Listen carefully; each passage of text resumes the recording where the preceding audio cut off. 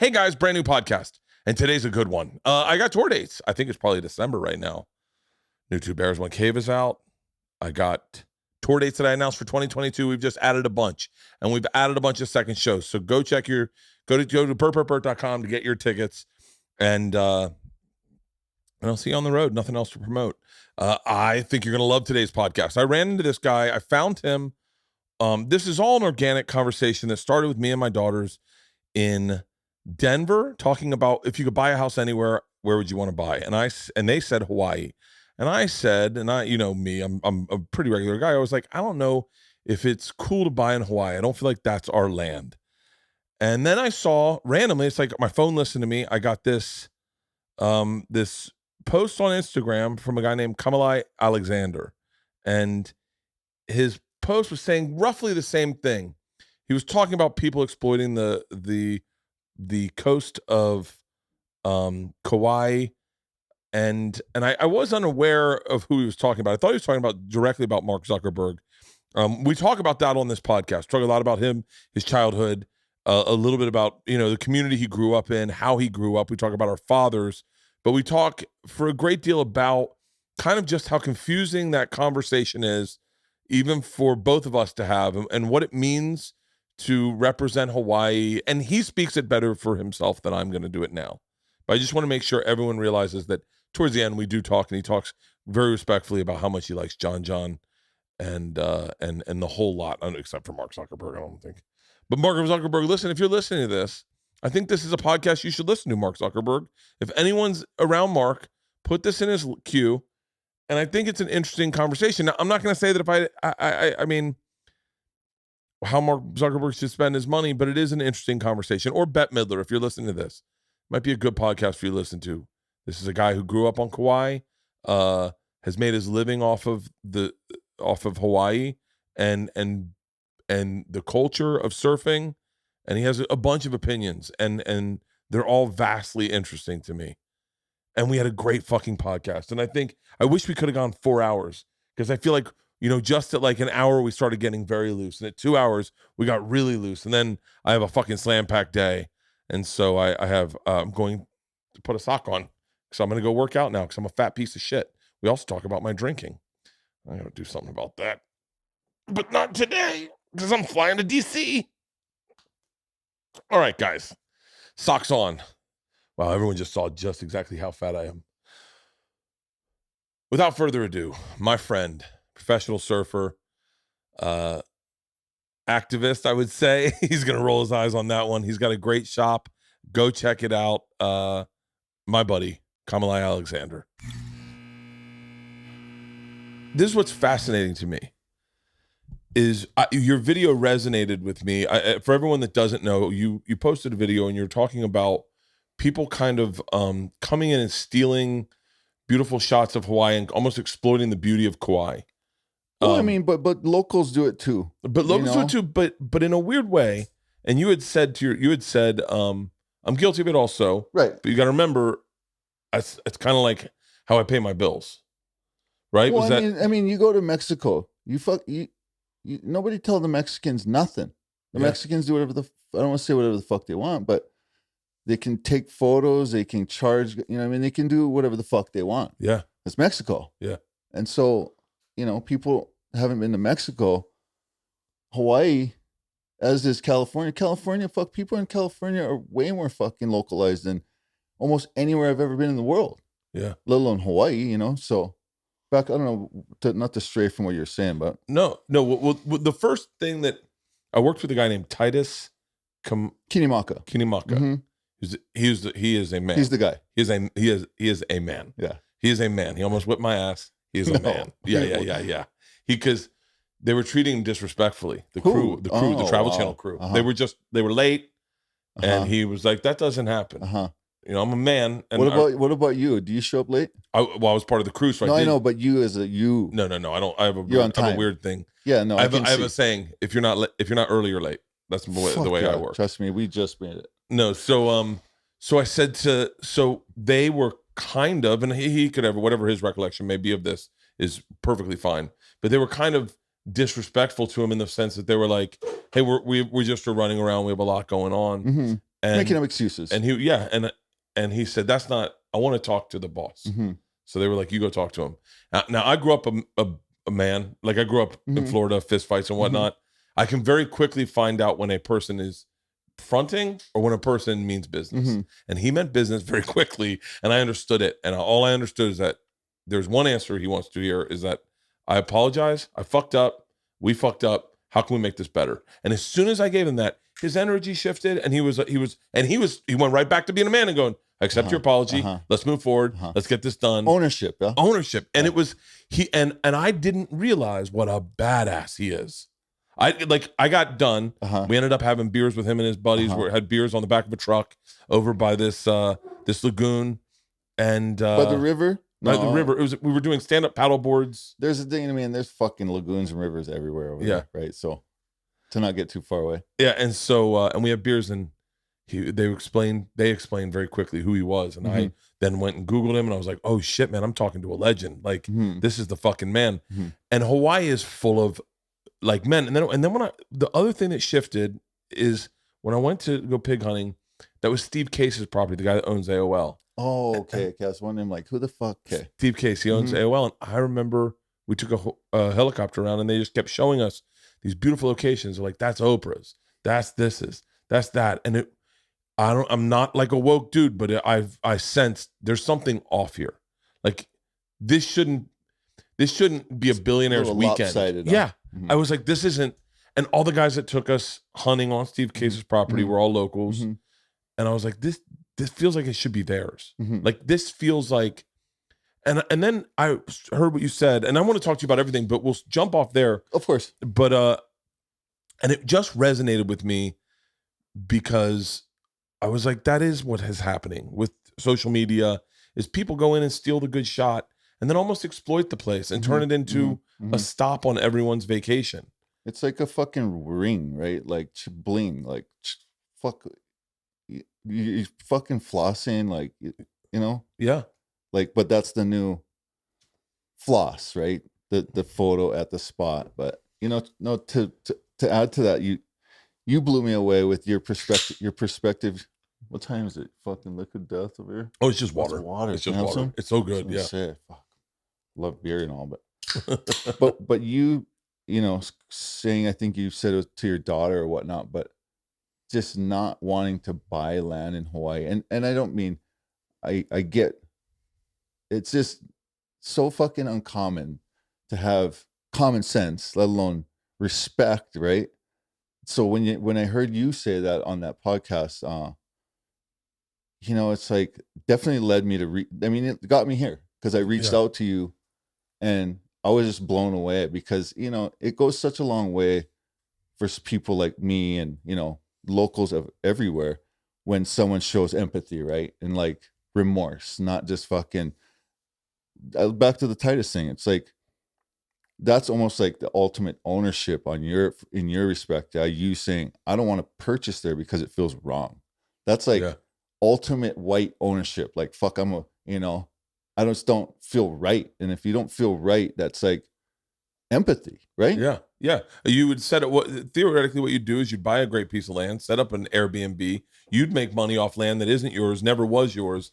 And culturally, historically, genetically, isn't yours. You also said something that was so amazing. And I don't want to give away all my favorite things you've said before I get everyone to get to know you, but you said something that was brilliant. You said, I have no problem with people moving to Hawaii and becoming Hawaiian. My mom's from Detroit, Michigan. And you said, I have no problem with that. It's about respect. And it's about understanding your place. And I was like, that's the fucking, Hawaii is set up for guys like me to go and have a great time, but then fucking leave. Like, and don't just own a bunch of shit. Hawaii is the perfect fucking place. I love the aloha spirit. It means hello, but it also means get the fuck out of here. I mean, you know, that word period is like, it's like getting whipped in the face with a muddy fucking mop, like a muddy mop going, where aloha, you know, like, where's the aloha? Like, it's like, what the fuck you mean? You're hitting me in the face with this word that's been turned into, you know, for better or worse, like, fuck the people. What's the word? People make money off the word. People will throw it back at you like it's like, does it do any fucking service telling someone? Because that's one of the main things, right? That people, when they're eggy and they're in Hawaii and it's going bad or whatever, maybe they're being called on their shit. Yeah. They say, "Where's the aloha?" And it's like, if you fucking look at the past couple hundred years, you know what I mean? It's like asking any native of any country, like, where's the kindness? It's like, well, if you never took note in the past couple hundred years, it's been kicked the fucking stomped in the face to the ground. And Yeah. and the weird part to add to that is there's that book, it's called Hawaii by James Michener. And I read it. so when I finally read it, it's like Hawaii growing up, right? We have Filipinos, Portuguese, Chinese, Japanese, every fucking race. Until I read that book, I had never, I basically, I now respect all those cultures 1,000 times more because of what it took, what they endured to get to Hawaii. And they weren't like coming to fucking vacation, right? The Chinese, they were put in the bottom of ships from fucking China to Hawaii, like sealed in the bottom of the ship. And so, when I read that, and I know it's a little loose, but pretty factual. Yeah. I was just blown away. Like, and I hope I can get more people of all those races to read this book. That way they can appreciate not only their own culture, but everyone else's, because fuck, it's like the stuff our forefathers, however you want to put that, what they went through only to come to work. It's not like they got like something when they got here, right? Yeah. They just got to work. And it's like fucking the book blew me away. I love James Michener. Yeah, he's good. I love what he does.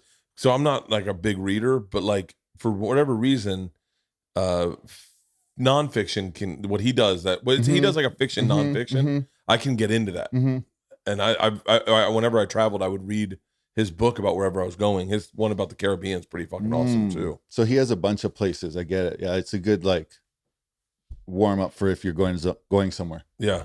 So let's start at the beginning because I feel like I know a lot about you, but I feel like I don't. You grew up in Kauai.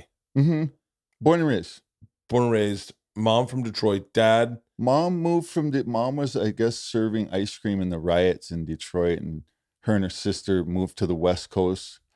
That's where they met like Eddie Rothman and I think Clyde, my brother's dad, and Tiger Sparrow. Now Rothman's like these are names that are kind of like legendary in Hawaii. Yeah, it's a lot of the as well as your last name. This is for a fan of surfing, and I've been a fan of surfing my whole life. I would say that I surf, but I don't. I am horrible. I did it as a little bit as a kid in New Smyrna Beach, and but I was always a fan of the lore of surfing in Hawaii. Well, so Florida really, it's like I should,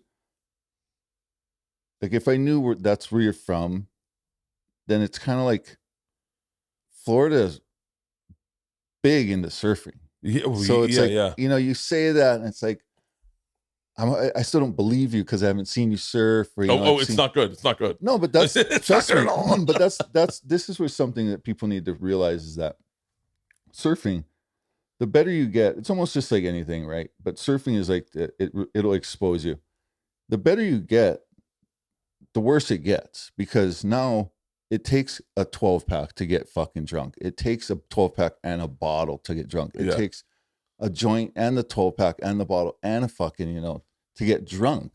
Whereas opposed to in the beginning, boop, boop, boop, meaning you catch one wave, you fall on your face, and you're fucking little buzz drunk already. Oh, yeah. So that was me growing up. But so people, whatever stage they're at, the beginning is the best stage, Yeah. I feel like I've lived at the beginning.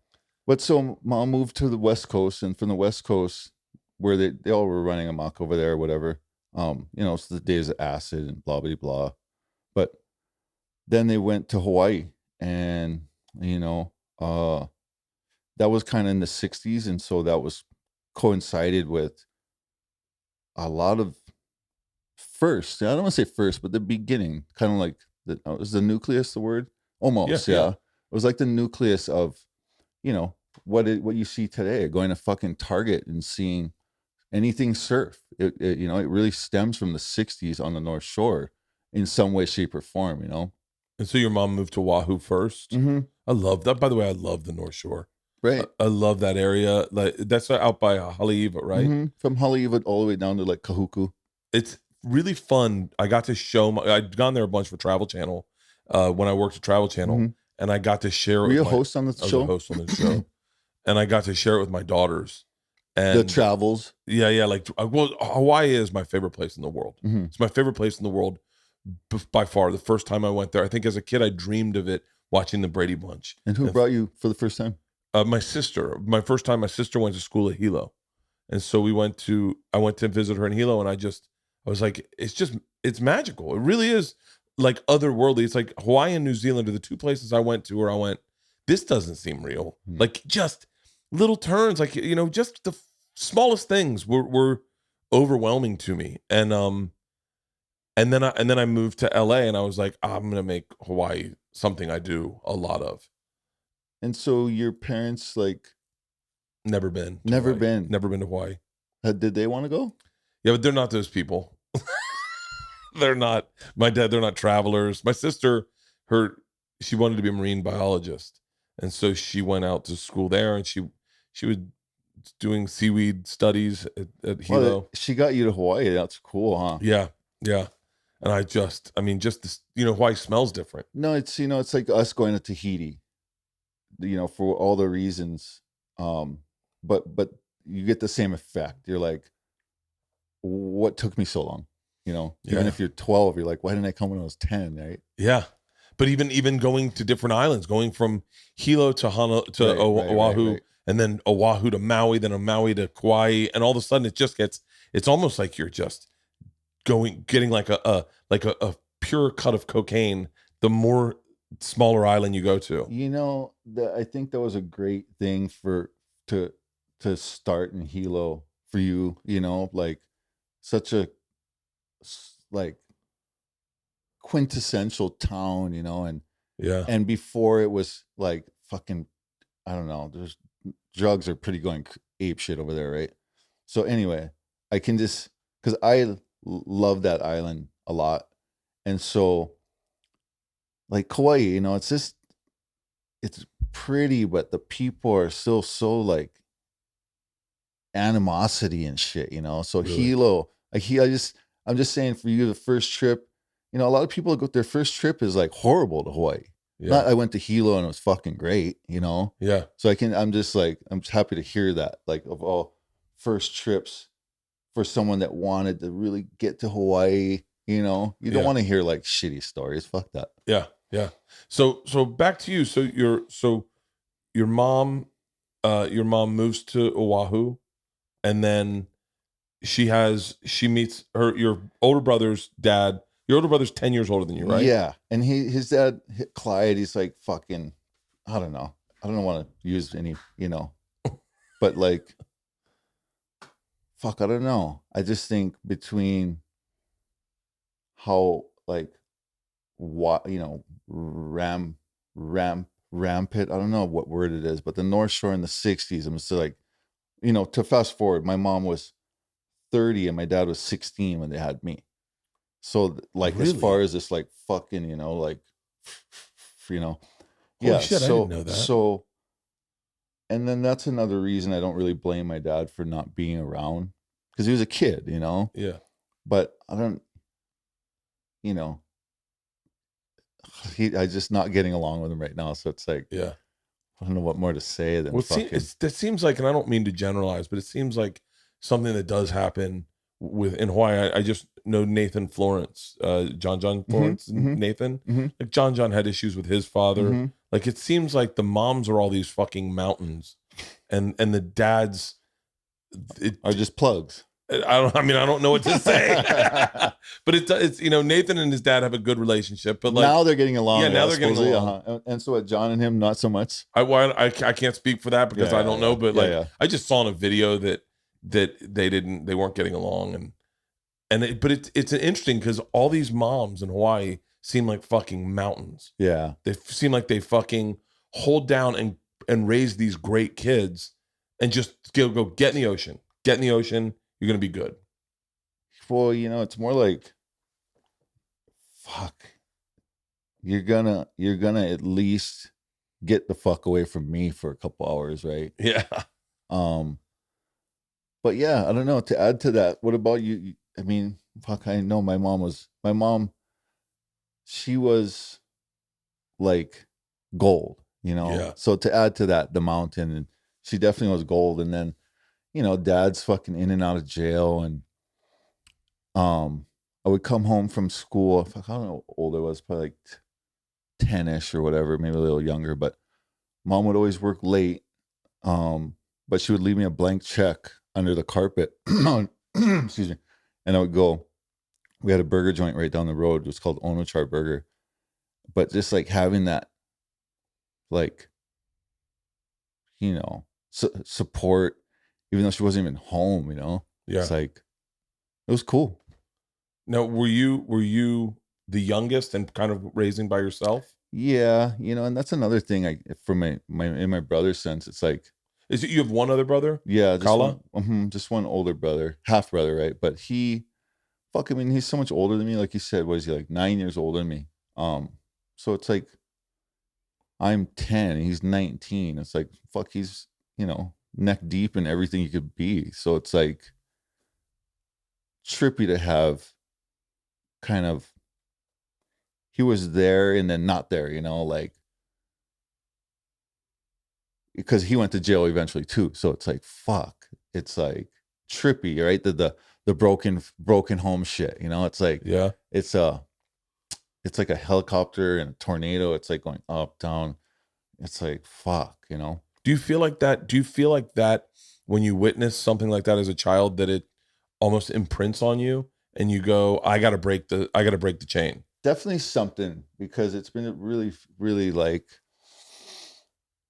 I have a daughter, have another kid on the way. And it's like you said, there's no fucking way I'm going to repeat what I seen or didn't see. But I was telling a friend that today, I just think a lot of it's just in you, right? Like a shark.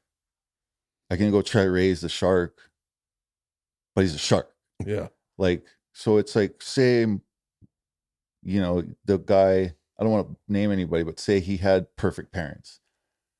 Like, but is he is it gonna turn out differently? Yeah. Fuck, I don't know. We will never know, right? But he's still a shark. Yeah. It's interesting because I feel like I understand when you talk about you and your brother, because my younger sister is 10 years younger than me, my youngest sister. And our parents split up when I was in college. And I don't think I was aware of how much she was hurting and dealing with stuff. Because I was hurting and I was trying to deal with me. So I'd keep an eye on her and I'd look out for her. But at the end of the day, I was making sure I was okay, if that makes sense. Of course. And so I understand that. And that's, that's weird to hear you say that. It's almost like you're speaking for my brother, like, but I don't know. Everyone's so fucking different. Like even right now, his stance, my stance, your stance, everyone kind of agrees. And then you kind of gravitate towards who agrees with you, kind of. Yeah. Because there's conversations, and then there's, that where you're like, the fuck was he talking about, But, like, I'm sure you come across a lot of people to where you're like, you don't want to just agree with the guy just to be nice, right? Fuck that shit. No, my dad raised me a little different in that whatever my opinion was, he would tell me I was wrong. I don't know, what it did was it formed a guy who it's not great maybe for like, for these days for the internet, but whenever I hear a stance, I always argue the opposite side. That's what my dad would do to me. And so it allows me to have a bigger, varied view than I normally would have. So Ben, as you're saying, is beneficial. I think it is, because I look at like vaccines is a perfect example. I understand. I have a lot of friends that are not vaccinated, and I totally understand that. And I understand it. Well, one of my best friends I won't say if he is or isn't. I think everyone pretty much knows he isn't. But one of my best friends isn't vaccinated and contracted COVID and got over it in fucking 3 days. And he's a savage. And I would assume when me and him talk about that, we'll bust balls, but I really genuinely want him to have his opinion, and then I'll figure out mine. Look, I'm overweight. I drink a lot. I maybe should get vaccinated. He's a fucking machine. He works out like a beast, So certain subjects where you see America get polarized, I don't get polarized. And I find myself in the middle, understanding both sides of it. But you think that stems partially because of your dad's infiltration on your kind of like, not your psyche, but that thing he was doing to you that you spoke of creates you always questioning both sides. Yeah, I think my dad. To bring this back to surfing, I got a surfboard when I was a freshman in high school From dad? Nope. Yeah. I'm sorry. Yeah, for my birthday, I got a surfboard. Freshman, you're like 13? No, 14 years old. 14. And I don't think he thought I was going to use it. I think he just was like, "We'll get it for him," and then you got it. And so you remember this feeling? I remember this distinctly. And so, by the way, this is like because you already said he always doubted you and ish. Was that what you're saying? He would. I don't say you can't. I don't know. Regardless, we decided to go surfing in New Smyrna Beach. New Smyrna Beach is just south of Daytona. It is whenever year this was, 1989, 1987, was the shark attack capital of the world. Okay, it just happens to be by an inlet with brackish water, lots of bull sharks. Fun wave. Yeah. It was. It's the only wave I really identify with, because it was very user friendly. And I tell my dad we're going surfing this weekend. Me, Cayman, and Alan Rieger. And he goes, "Well, shark attack capital of the world. Have a good time." And I went, "What?" And he goes, "Shark attack capital of the world." So my very first paddle out into surf at the jetty in New Smyrna, I just heard my dad over and over, "Shark attack capital of the world. Shark attack capital of the world." I'm paddling, shark attack capital of the world. I'm just every time my hand goes in the water, I'm just so waiting for something to bite me. I got my feet up, and I'm like, I get out there and I'm like, "Fuck this. I don't want to," like, I'm sitting on my board going, "Fuck this." And so I just paddle back in. I've never surfed I just got my surfboard. I just got a wetsuit. First session ever. And I'm sitting on the beach, a puddle of emotion, going like, I just got all the equipment. Like, I want to do this. I'm obsessed with, I was in love with surfing. And I got Surfer magazine. My favorite surfer was Brad Gerlach. Like, I had favorite surfers and I had never surfed. That's sick. And I just said, if I'm going to be a man, if I'm going to do that, I need to make a decision. If I want to do this, then I need to trust I'm not going to get attacked by a shark and go out, and I'm going to need to surf. And I didn't catch a wave. I got fucking thrown all around, but I had a fucking blast. And I was like, I get, a couple of like, you fucking slide for a little bit, get in front of the white water, and then you fall off to the side. And I had a fucking blast. And ever since then, I was like, I can do this. And I never got much better. I mean, I'm just to put it in perspective, so I'm horrible. Dad was just trying to shoot you down. I'm just tripping because I have so much comparisons, but he was just fucking like, just because he didn't want it, just because he was scared to surf, he wanted you to just be just as equally scared, huh?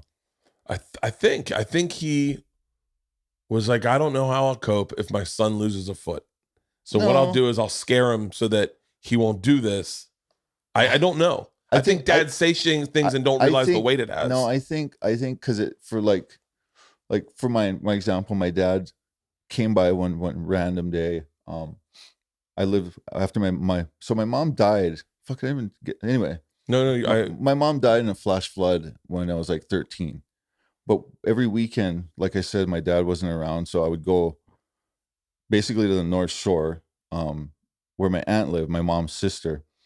And so I was out there when the rain came and took the house, and that happened.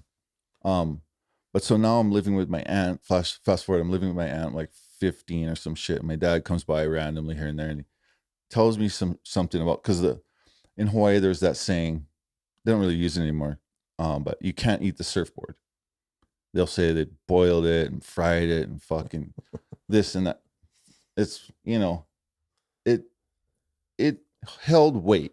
You know, it made sense in the sense of like, yeah, if you're a lazy motherfucker and you're gonna go like down to the beach every day and not try to like make anything with the tools, yeah, then fucking the saying is legit. But I told my dad, so what he says, basically told me that, right? He came up one day and said something about can't eat the surfboard or something like, yeah, but the surfboard is gonna put money on it'll put food on my table, you know, it'll provide. And you know, I proved him wrong. And I think to lead back to what your dad trying to fuck with you like that, it's almost like that's part of that generation also, right? That generation, they came up in such a fucking turmoil of like, you know, like for example, back then you wouldn't say anything around the old people, right? You wouldn't ask questions and none of that shit. So that led to like lack of transparency, which leads to us like, or I should say our dads telling us you can't use a surfboard, or like first time you're paddling out, not like, okay, have fun, be safe. It's like That's what I wanted to hear. Shark capital of the world. That's like some trauma, you know, like that's fuck, because now you're traumatized because of what he fucking, you know what I mean? Yeah. So that again is like the not breaking the cycle of being like, okay, buddy, have fun. He just made sure the cycle just kept on, you know, like you might die. That's what he told you. And it's like, who the fuck wants to hear you might die? I called my dad one time when we were working on Travel Channel, and I said, you know, I was nervous. I had to skydive out of a plane, and I was landing at an airstrip to get on a motorcycle and then ride a motorcycle to Sturgis. And so I was telling my dad, I was like, you know, I got a big week coming up. Looking for support. Fucking no. And I said, yeah, I'm skydiving in Montana and then landing on an airstrip, and then we're getting on a motorcycle and we're taking it to Sturgis. And he goes, God damn it, the fuck, you're gonna fucking die. Why the fuck are you doing this? You're not a stuntman. And I went, hey dad, that's not what I called to hear you say. And he went, what? And I said, never mind, I can't talk to you. And I hung up on him. And he called back and he goes, well, what the fuck do you want me to say? I want you to say lie. Yeah, just lie. Yeah, lie. Of course. Just say, you know, you're gonna be safe. Skydiving, people never die. Skydiving. I love you.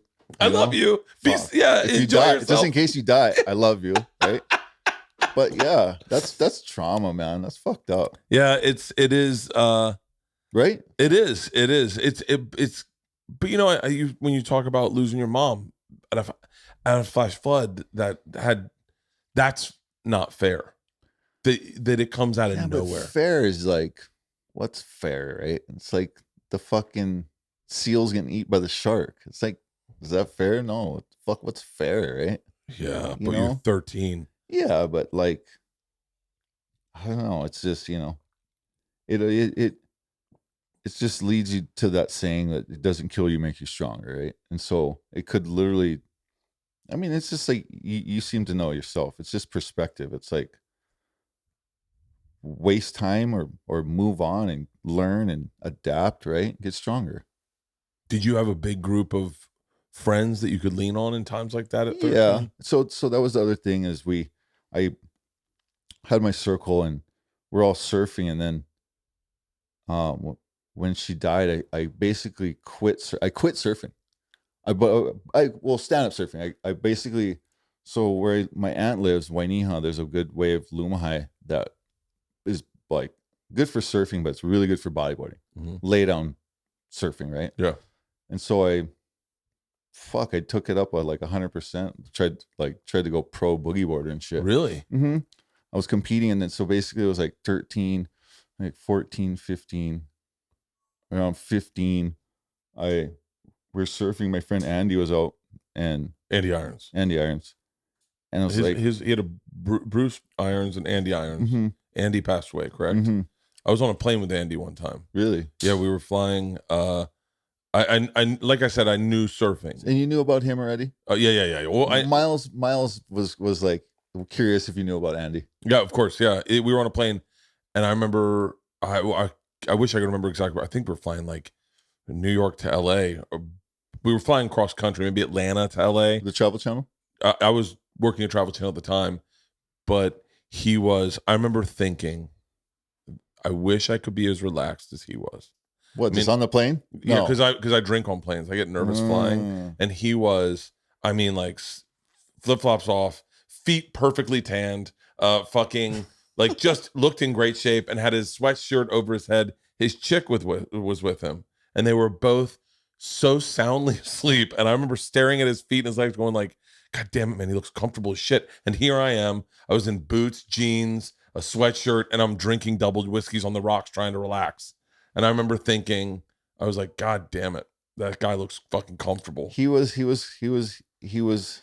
comfortable, and like that's a pretty good way to put it. Like, how would you say, like a Johnny Cash? Yeah, just try and make me feel uncomfortable. Good luck. Yeah. Like good fucking luck. But so I was bodyboarding, and it was too easy. Just fucking got so easy that I asked him for a surfboard, and he gave me a board and pretty much got back on it, and then went to Oahu, and I got second to him at this contest at Haleiwa. They'll call the Mabo at the time, but which break is that? Is that the one when you're taking the jetty out? Is it to the right or to the left? Wait, so if you're taking a you boat know what out. if you go out the boat harbor, it's to the left, right? Okay. There. Yeah. I've seen that one. It's fucking scary. Yeah, that is scary. It is. It's just got this like gnarly water that like basically the current's going like this the whole time. So you have to, it's gnarly. It's like a hamster wheel. Yeah. Not fun.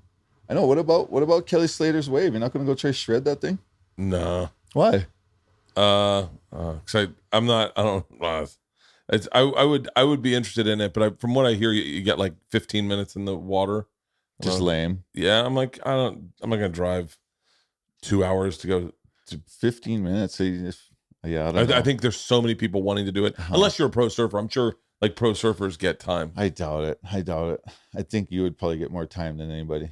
No, I mean, Kelly Slater was like an idol to us in Florida. I mean, sure. he was like him and his brother. I mean, I knew who his brother was. Sean? Evan? Sean. Yeah. Oh yeah. And they did sun britches commercials in Surfer Magazine when Kelly was like 9, and everyone knew who he was. And you'd go and surf at Cocoa Beach, and just everyone in the line would be looking for him. So what's the shark attacks going down? Those are just like when they're frenzying. They're not really like targeted like great white shark attacks. No, so they're always like frenzy kind just of little bites. I don't think I had a friend get bit by a shark in Florida, but I don't think anyone lost their lives. I think it was just a bite, and then they mistook it for something else. I had a shark bump my leg one time, and it fucking scared the living Florida shit. Yeah, I ran out of the water. Child, I'm such a pussy with that kind of stuff. Have you ever seen sharks in the water? Like surfing? twice, and just like seeing the back, like fuck, like I don't know, like diving at night. Fuck that. Oh, just saying like things that really, heights. I'm afraid of heights, that kind of shit. Oh, I'm terrified of heights. Yeah. I'm terrified of heights, and I've done everything there is in heights. I've jumped out of planes. I've jumped off cliffs. I've jumped off. What do you mean jumped off cliffs? So they have these rope swings. They're really big in like New Zealand and Switzerland. And that is off a fucking cliff. Huh? And so yeah. The long one. No.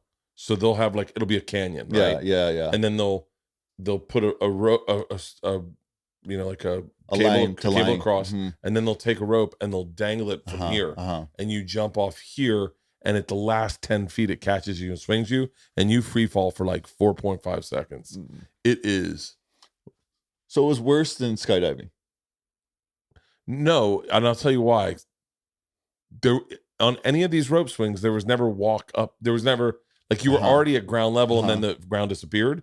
So you'd get there and it would be rough. Skydiving I didn't like because the plane would keep climbing, and I just keep going. It's good enough here. Like we're high enough, And then you get to a height that is so high skydiving where you go, this doesn't seem like this is too high. Like it's insane. I did it. I was first time I went, my wife on her birthday, I pussed out. I was over it. And then we went again and I did it, but You don't seem like a guy that would puss out on anything. fuck, you kidding me? I'm like at least half puss out on some, No. Fuck yeah. I mean,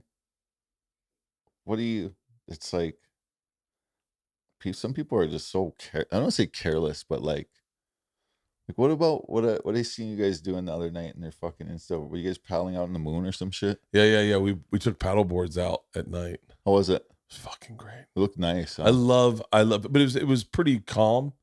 And you guys went out far or no? No. I mean, I don't think so. It may be chest high, but in Florida the water gets deep slowly. So but it was beautiful. The thing that my dad, and I mean this respectfully, I don't mean to talk shit about my dad. The thing that he didn't do was he didn't take away my love for the ocean. Like I have a fucking massive love for the ocean. So he supported it, you're saying? Yeah, he kind of was like, he understood it. And so, we would go fishing a lot growing up, and that's huge. That's sailing. That's big, but to do that, like, see, that helps as far as me hearing about that. Like the shark telling you about the sharks, that's fuck. But yeah. If he's taking you fishing, fuck yeah. Like if he's doing the good, like I just like to hear that, Yeah. He's a big supporter. He just, he's an old school guy in that he has a hard time. It's funny. How old's your oldest right now? 9. Okay. So I don't mean to talk about it like I know everything about parenting, but I have a 17-year-old. Oh, and only kid? Two kids, 17 and 15. And it turns out that there are these things you do parenting that if you have the right partner, they'll point out, hey, you're kind of fucking up. Mm-hmm. And I don't think my mom was in a situation to tell my dad, hey, you're fucking up. No one in the whole world in that generation. Yeah. They just didn't do it. Yeah. Right? Yeah. So she's not alone. So. And my wife is astute enough to go, hey, you're fucking up. To you now. To me. And the next generation. Right. When I do it to my daughters. Like my daughter wanted to quit softball. I don't know. I'm very broken. I don't believe you quit anything. I don't believe you ever quit. I have really fucking hard values about quitting because I am only successful because I didn't quit. That's the way I believe. If you commit to something, you just don't quit. So what did you commit to? Everything. Stand-up comedy. Stand-up comedy. Stand-up comedy. I committed to this, and I said to myself, it's going to get hard. It's not going to be perfect. Because you were just kind of filling in slots or whatever. Just kind of a filler or some shit. I was an open micer for a while, and then I was and then I had a little success, and then I was a feature. I was an MC. But doubting, no doubt.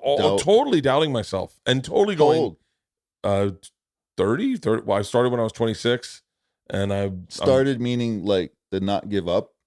The day on my 26th birthday, which my birthday is tomorrow, oddly enough, on my 26th birthday, I got a call from my dad who and how old are you now? 48. No, 49. I turn 49 tomorrow.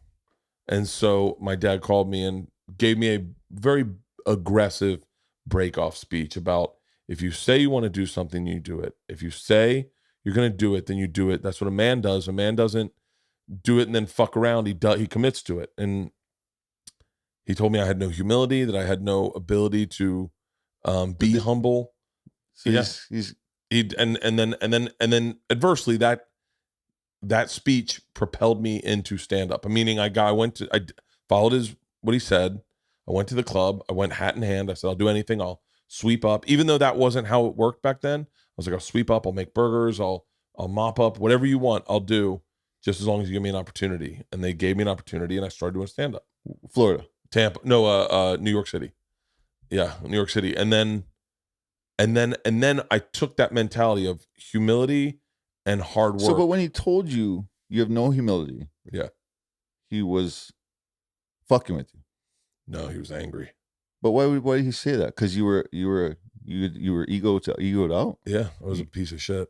I'd been written up in Rolling Stone magazine as the #1 party animal in the country. Yeah, and so At that time? yeah, and when I was 25, and it was like a huge article. So you were a comedian? Nope, No. I was just a party animal. I partied so hard in college they just wrote an article about it, and so it wasn't it didn't make my parents So like, that kind of opened up your gateway to your career. yeah, that I then leapfrogged off that, moved to New York City. No, leapfrogged off partying. Off partying, yeah, and then was like, I'm moving to New York City Because you got publicized partying. Yeah. Use that in New York. Yeah, I was like, And then came up with jokes. yeah, but what was funny, what was true about what my dad said was Which part? The humility part. That was very true. I had no humility. Which you necessary all the fucking way, but like Yeah. you can't be like, please give me a job. Yeah. Head down. No. It was, I was too proud to ask for anything. I was too proud to say, hey, how do I do this? Like I was just kind of sitting on the side waiting for someone to come up and go, hey man, it's your turn on stage. And that was never going to happen. Mhm. You needed to be someone like Kevin Hart or people that Making shit up out of thin air. just going like, hey man, hey, give me an opportunity. Give me a chance. What do you need? You need me to stand outside and bring in people? I'll do I'm that. not the shit. Yeah, I'm not the shit. And I went up going, I am the shit. And my dad told me on my 26th birthday, you are not the shit. You need to realize you're not the shit. You need to work hard. And 6 months later, Will Smith discovered me. And so On stage. yeah. And so Telling jokes. Yep. And I just, I mean, and then I've So been, that was, so did Will put you on? No. yeah. Huh? Yeah, we did a sitcom together. We developed a sitcom, sold a sitcom. Which one? It never went, but the opportunity, you get a lot of money, and then it's called development. They give you money not to work with other people and only to work with them. And so then we developed a sitcom. We sold it to Fox. We got ready to shoot a pilot. So he saw a lot in you, obviously. Yeah. Wow. Yeah. And this is at 26. 26. Just telling my friend about it because I read it. Anyway, you know what Evan Mock is? No. This local guy from Hawaii. But he's like, I guess he's a skater turned model, some shit, you know? Anyway, he's doing a collaboration with Mattel, the toy company, on some artist series, whatever. But Evan reached out to me to do the surfboard. In fact, let me show you this thing. But I was reading up on Evan a little more, and one of his something, I think Travis Scott, the rapper. Oh no, it's Frank Ocean or some shit. Put an Instagram of him, and fuck, that was his. I don't know what the fucking word is, but It's jump off. Jump off. Yeah, sometimes. Was this the board? Mm-hmm. Oh wow. So the bottom's the graffiti, and then the top's the rainbow side. That's beautiful. And you shape boards as well, right? Mm-hmm. But we actually What is this a, oh wow, this is Hot Wheels. So, you know, it's like, fuck, I don't know. It's trippy being at the top of the ride, huh? And knowing like, fuck, I'm almost like, it's almost my turn. Fuck, I'm just, you know. It's trippy knowing at one point you're going to go down too. Like you go, there's no way you can maintain the. Yeah, but that's why you diversify, right? You don't fucking just go and try and be a painter all the way. Yeah, it's like, you're very diverse. You do art, you do surfboards, you have your own shop, you still are sponsored, you're putting out videos, you're across the board. You're like one of the more diversified guys. And again, you know, fuck, it's just ever necessary now more than ever, right? Like there's so much opportunity now, right? With as far as I don't know, obviously everyone got their fucking head chopped off in some way, shape, or form. Yeah. But I mean, did you benefit from COVID in any way? Yeah. Of course, right? Yeah. I mean, I would say of course, but a lot of fucking people did, right? Well, I think there are certain people, and I hope this doesn't offend any of my friends, that looked at it as an opportunity to take a break. And I definitely wanted to take a break too. I work really hard. But I then said, I'm the person that I can take a break for a week, but the second week comes up and I go, I'm done taking a break. Mm-hmm. and I decided to create a drive-in comedy tour. So What you're doing now? nope, I did it already, and now I'm back in theaters. But I did that. I doubled down on my podcasts, and with Meaning you did more of them? I did. So I had 2 podcasts, one with Bill Burr, a comedian Mhm. named Bill Burr, and one with a comedian named Tom Segura. And I doubled down. So we were doing them twice a month, and I said, let's do them every week. Mhm. So and then I doubled down on So my wait. podcast. 2 to 4. So now it's weekly. And then I doubled down on this podcast. I started creating more content, Mhm. and I just and the drive-in movie theater tour was very successful. We did like I think 60 cities, and it was COVID safe. But I'm just someone who I don't have. I saw a quote somewhere that said, "There's people who say they work hard and don't do shit, and then there's people that work hard but feel like they don't do shit." Mhm. I'm the guy that works hard, but I still feel like I'm not doing shit, Mhm. and so I consistently overbook myself. I over schedule. Like today's a perfect example. I knew I had an opportunity to hang out with you, and I was like, well, I'm not going to miss that. So like in my head, I go, I'm not Likewise. missing that. And then I go, we'll just move around. I'll get a booster shot at the end of the day, and then I'll go to the DMV in the morning, and I go, but someone goes, well, you're overbooking yourself. I go, not really. Like I just in my head, I'm like, I don't feel it. Like I feel like it's stuff I want to do. Mhm. Like a good friend of mine is Joe Rogan, and Mhm. he is consistently the busiest man I've ever met in my entire life. But it's shit he loves doing. Hmm. So he's like, yeah, I don't care if I go from jujitsu into weightlifting into a podcast, into another podcast, then over and do some stand-up spots. And it's like, how much fucking hard yards did that guy put in? Of probably doing shit he didn't want to do. Was there, you think? Like was the show scary one? The show Factor, the Factor? Fear Factor. Fear Factor. Yeah. That was a lot of his fucking upbringing or whatever the word is. That was a big right? put over on him. Like, I mean, I think that's where he became a household name. But where he owned his name is when he started that podcast. Mm-hmm. When he started that, and let me tell you something. And this is, I think, when I talk about how I parent my daughters, is when you start a podcast, it sucks for like 50 episodes. Mm-hmm. Like it's not good. You're talking over people. You're not listening. My podcast still is questionably if it's good or not. But like with Joe, we were all there for those first 100 episodes where his agents were telling him to stop. His manager, his podcast. Doing it. Yeah, they're like, this is stupid. Mm-hmm. I remember Segura saying, "What is he doing?" And you were there in the studio just watching. We would go in and do it with them, and it was always fun. Like we had a blast. But we were like, I remember questioning, like, what is the payoff for this? Like I remember this is you didn't see it. I remember going like, so what do you how do you make money from this? Mm-hmm. Like, does it help promote dates? Because what did he say? Joe didn't give a fuck. He was like, sure. He first of all, I hate speaking for people, and I do that often. But and I say if Joe wants to disagree, he can. But I don't think Joe was doing it for money.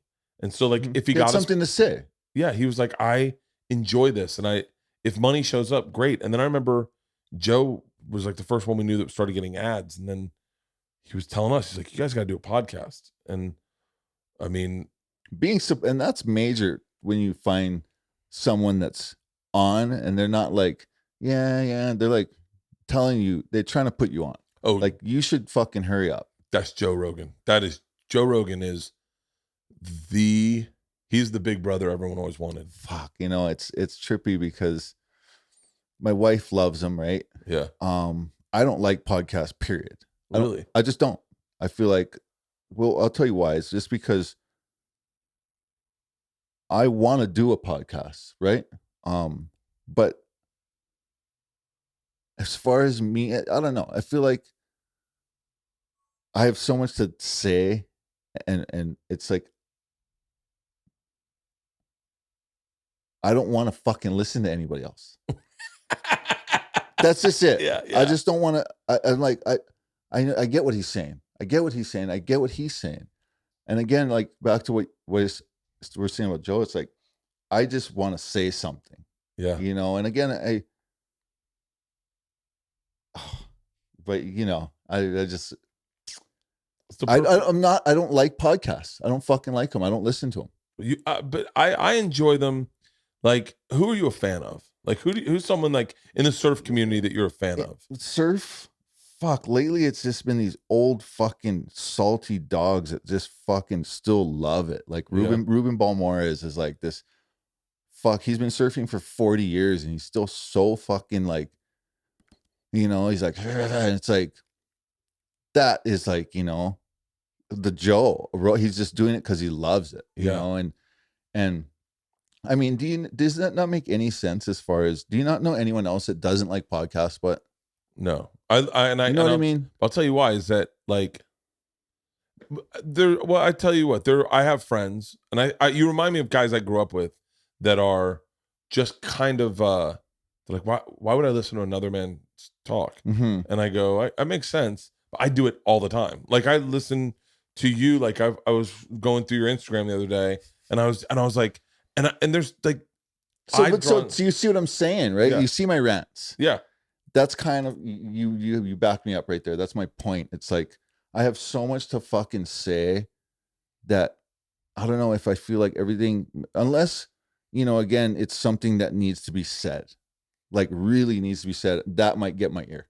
Yeah. You know what I mean? As far as me wanting to hear somebody say something, that's kind of it. Like it would have to be somebody like again, like you, and you know, the fact that you're like, you know how many fucking people think that I shouldn't buy land in Hawaii? Fucking none. You know what I mean? None. Yeah. So again, that caught my, I'm like, oh wow, this guy, not only were you giving me an opportunity by even putting my face on your show and whatnot, and giving me this opportunity, but as for natives going, as far as, you know, fuck, it's just amazing. So again, that kind of stuff catches my ear. Yeah. The empathy, the real empathy, and the real caring, not like fucking take a photo of the caring going down, you know? Yeah. But that I could tell that you're honest. Like, no, I appreciate what's going on there. And there's probably a lot more than meets the eye, right? And it's like, why throw more logs in your fucking jam? It's like, you know, need we get to the meat and potatoes of that part of these Mark Zuckerberg's fucking, and John and Kai Lenny and all these fuckers posting videos down the coast, Nepali coast. Great. I'm not against it. But does it fucking bring up the housing, the price of housing on the island? Pretty sure, right? Yeah. So again, it's like I said on the Insta, on the rant, it's like I always kind of compare it to drugs and drug dealing. It's like, guys ain't fucking dealing drugs because they want to. It's because, you know, I mean, of course it's a decision. I'm not fucking saying go deal drugs, but if you need to post a photo with this magic background to survive, then it's a little different than just doing it for fucking Instagram likes and clout. I started this podcast from scratch, and that was over fucking whelming. I remember just doing this podcast by myself. Sometimes it would just be, I would be flooded with like fucking anxiety about how much shit I had to do. What I needed was someone like Halston, a freelancer. And it once I got Halston, all of a sudden this podcast became fun as fuck. And this is what I love about Fiverr. They've been an awesome service that has helped me find qualified people to assist me in my business in many different ways. With Fiverr, turning ideas like a podcast into something is easier than ever. Millions of freelancers across the globe help clients turn ideas into successful realities every single day. Experts in data, design, marketing, technology, website building, music, video animation, and so much more are ready to help. Simply search for the service you need, set the timeline and the price you want, and you can turn these ideas into a reality. Fiverr is going to provide you a list of freelancers who meet your criteria, browse their portfolios, read the reviews, and know exactly what you're paying before you do order anything. It's a simple to use platform with great customer service and qualified freelancers in every field. If you have an idea that you think you want to turn into something and you got a little scratch and you want to hire some people to help you make that happen, Fiverr is the place for you. Every successful something was once a nothing. Head to Fiverr.com and turn nothing into something today. Receive 10% off your first order by using my code BERT. That's BERT at FIVERR.com. Again, that's Fiverr.com, and the code is BERT.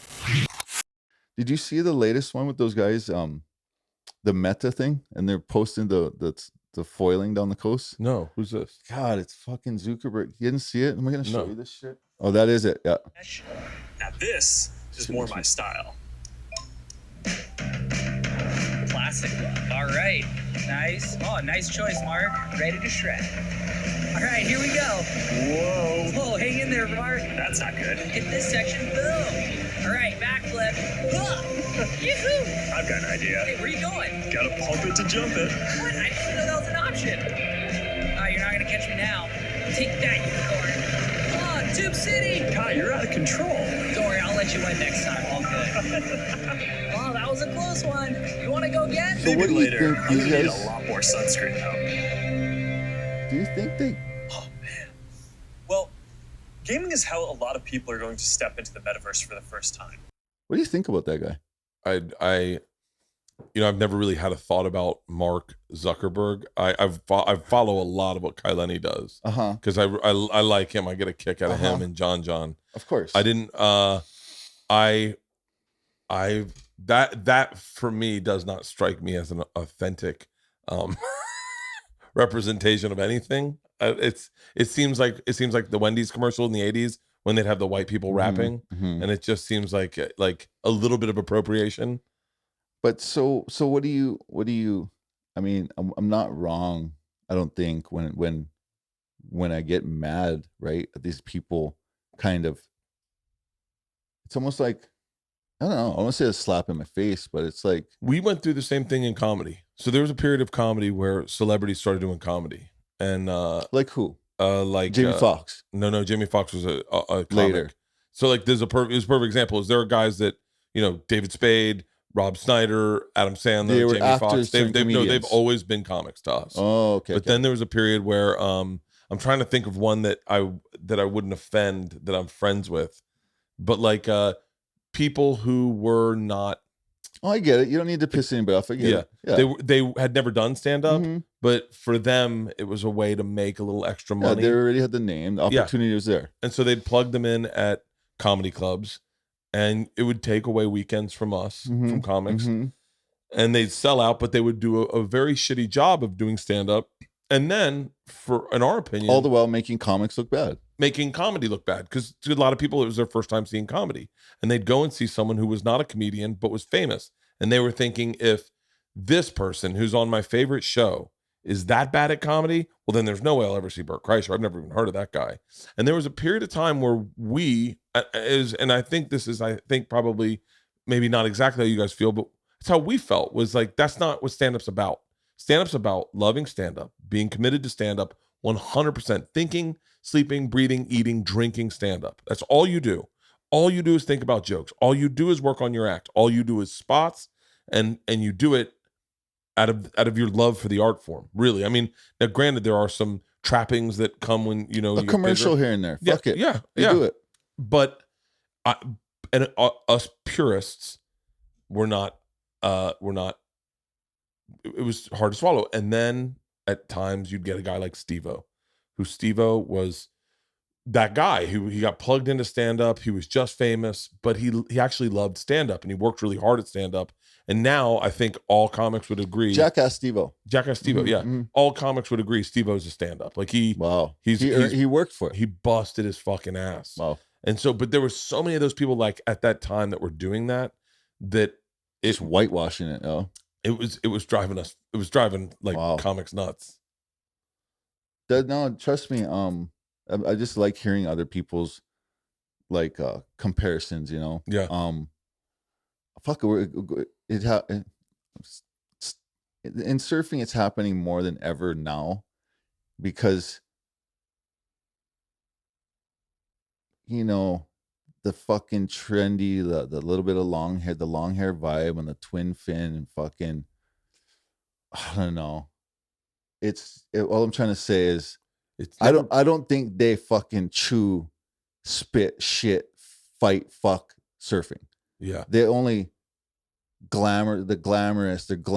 It's like, get the, you know what I mean? Yeah. No. So surfing's never been more exposed than now. right. Like, and it's interesting because it is a double-edged sword, is that there are these guys that I follow that are that are probably promoting surfing more than ever before. But the question is, do like Jamie O'Brien, I follow him. Mm-hmm.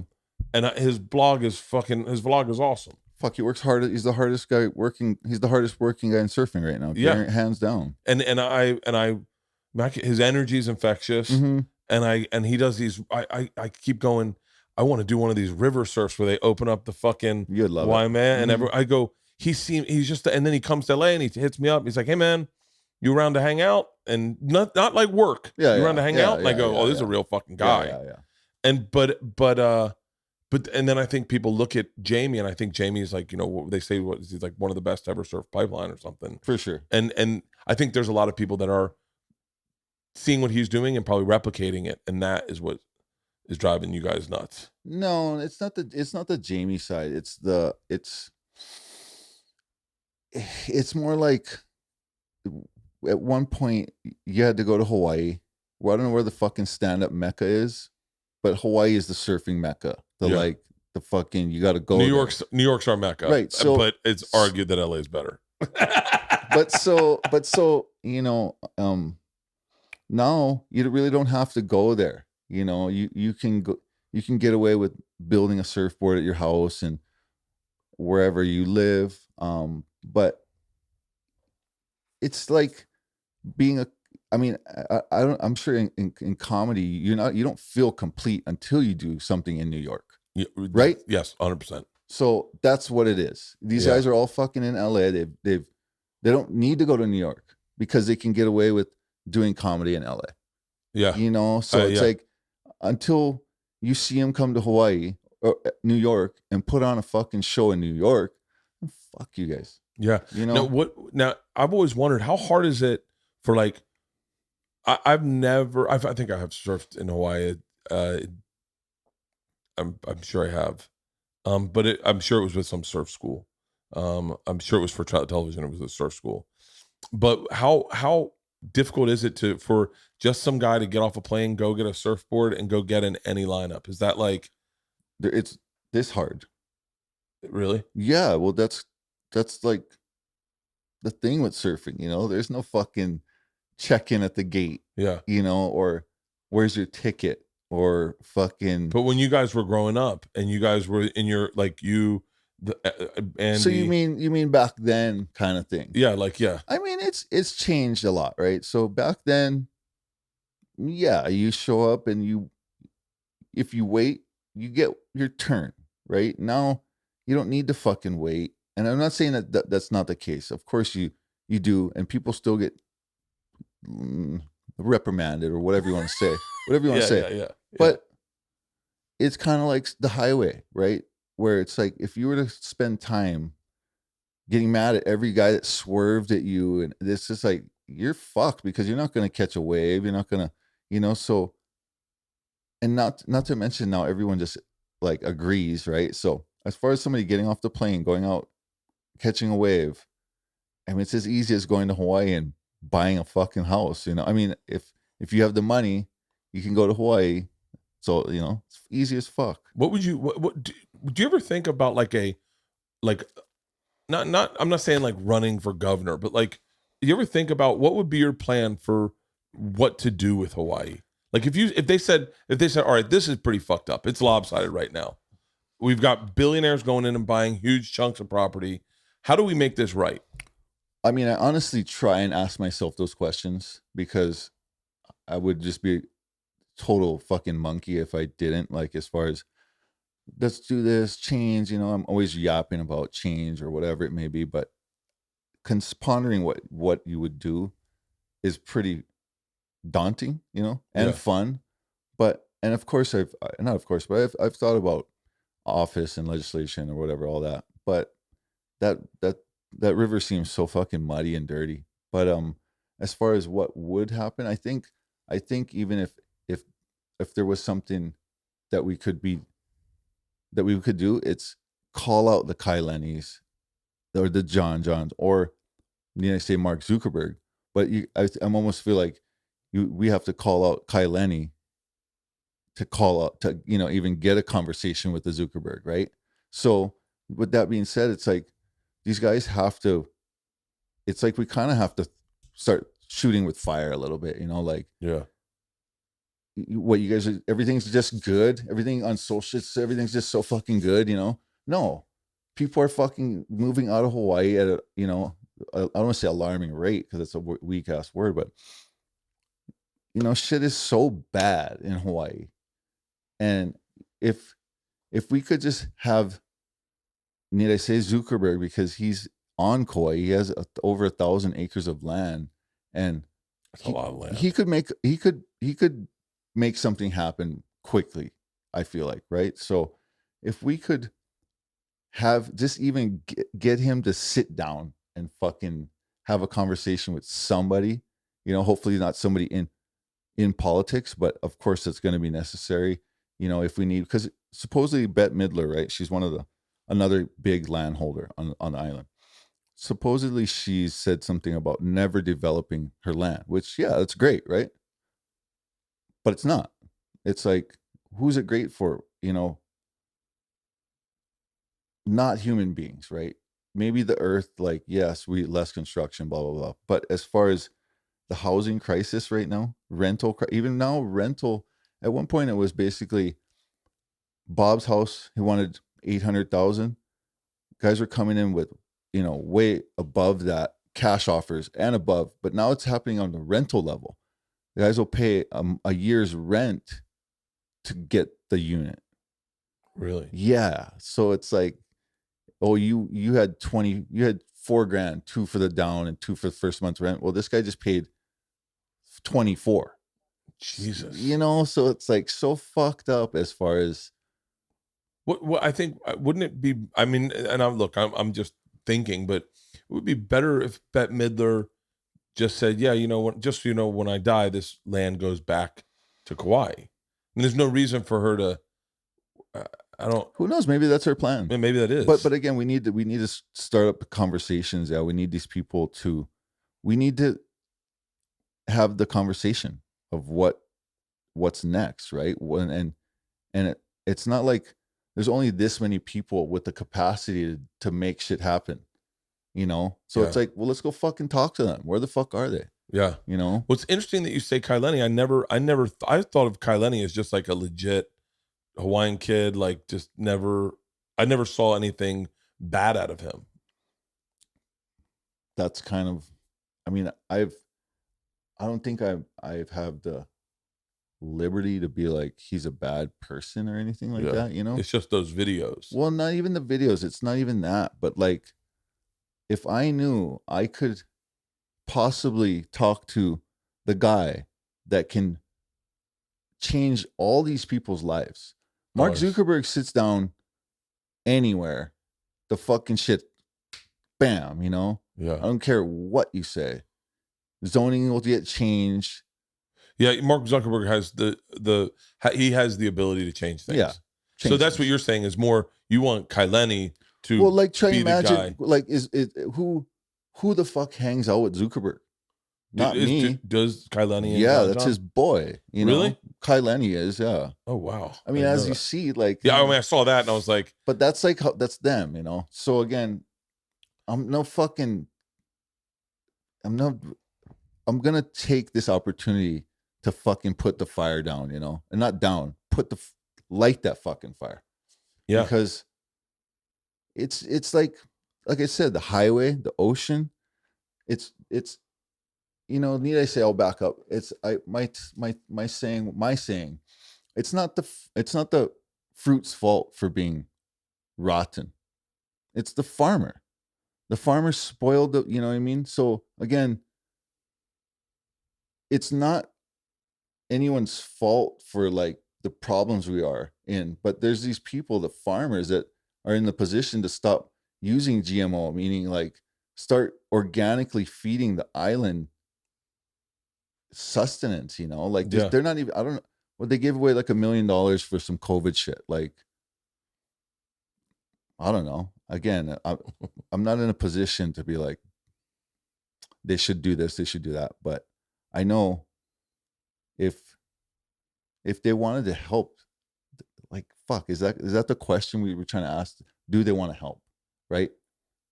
Is it selfish, or do they like? I love Kauai.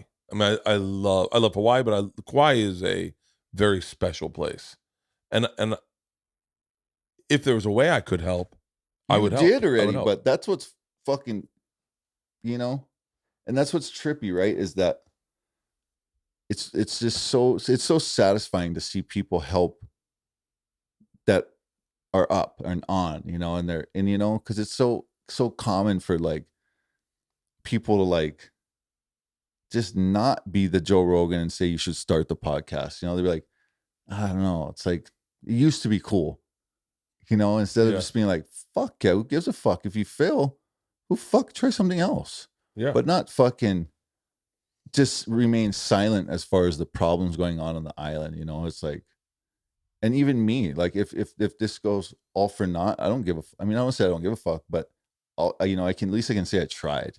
Yeah. Well, I think that's the one thing that I got out of what you said was that it wasn't coming out of a bitter place. Mm-hmm. It was coming out of a place of like, so that guy that I did the podcast with, Ari, mm-hmm. he, you like him? I love him. I've known him for a long time. Uh-huh. He's a very interesting person. He, oh, yeah, you look funny. His mannerisms are fucking funny. He is a lot like you, meaning almost identical. And it's part of the reason I brought it up, because he told me about, I was in Serbia shooting a movie, and he said, you should take a week off, go to Croatia and find a spot and relax. And I was like, I think I need that. And he's like, well, I can give you a spot, but you can't tell anyone about it. And I was like, what do you mean? He's like, no Instagram, no nothing. I saw this piece. Because then if I tell you about it and you tell everyone about it, it ruins it for the next time I want to come back. And I was like, well, then just don't tell me about it. I was like, I'm horrible with Instagram. And he was like, okay, I won't tell you about it. And then I got drunk. I was like, all right, tell me about it. And he told me about it. And I was like, but I'm like that with like, we have a hike right around here. And he goes, hey, I have a secret hike, but you can't tell anyone. And I was like, define tell anyone. I can't take anyone on it ever again. He goes, no, you can go on it and you can go on it with me, but that's it. And I was like, and it made no sense to me. And then when I saw your post and I knew I was doing a podcast with Ari, I was like, this makes perfect sense to me, because once you tell someone about it, it ruins it. Fuck, I mean, yeah, it makes those places in Kauai where you fly on the helicopter around and they go, that's a great secluded beach, and they're like, oh wow, we should go there, and he's like, it's a 10-hour hike, and you're like, I guess I'm not going there. It's so I've been renting bikes, and it's like I have a hard time not telling people. I mean, I'm honest, right? No matter what, but I have a hard time not telling them of the honey holes, the great, and I only send them to the honey holes that they're gonna fucking live through, you know. And I'm gonna get that guy's name. That guy I went hunting with. Yeah, I'm so curious. Was it Joey? It's it's gonna come up. I follow him on Instagram. I follow. So you guys catch?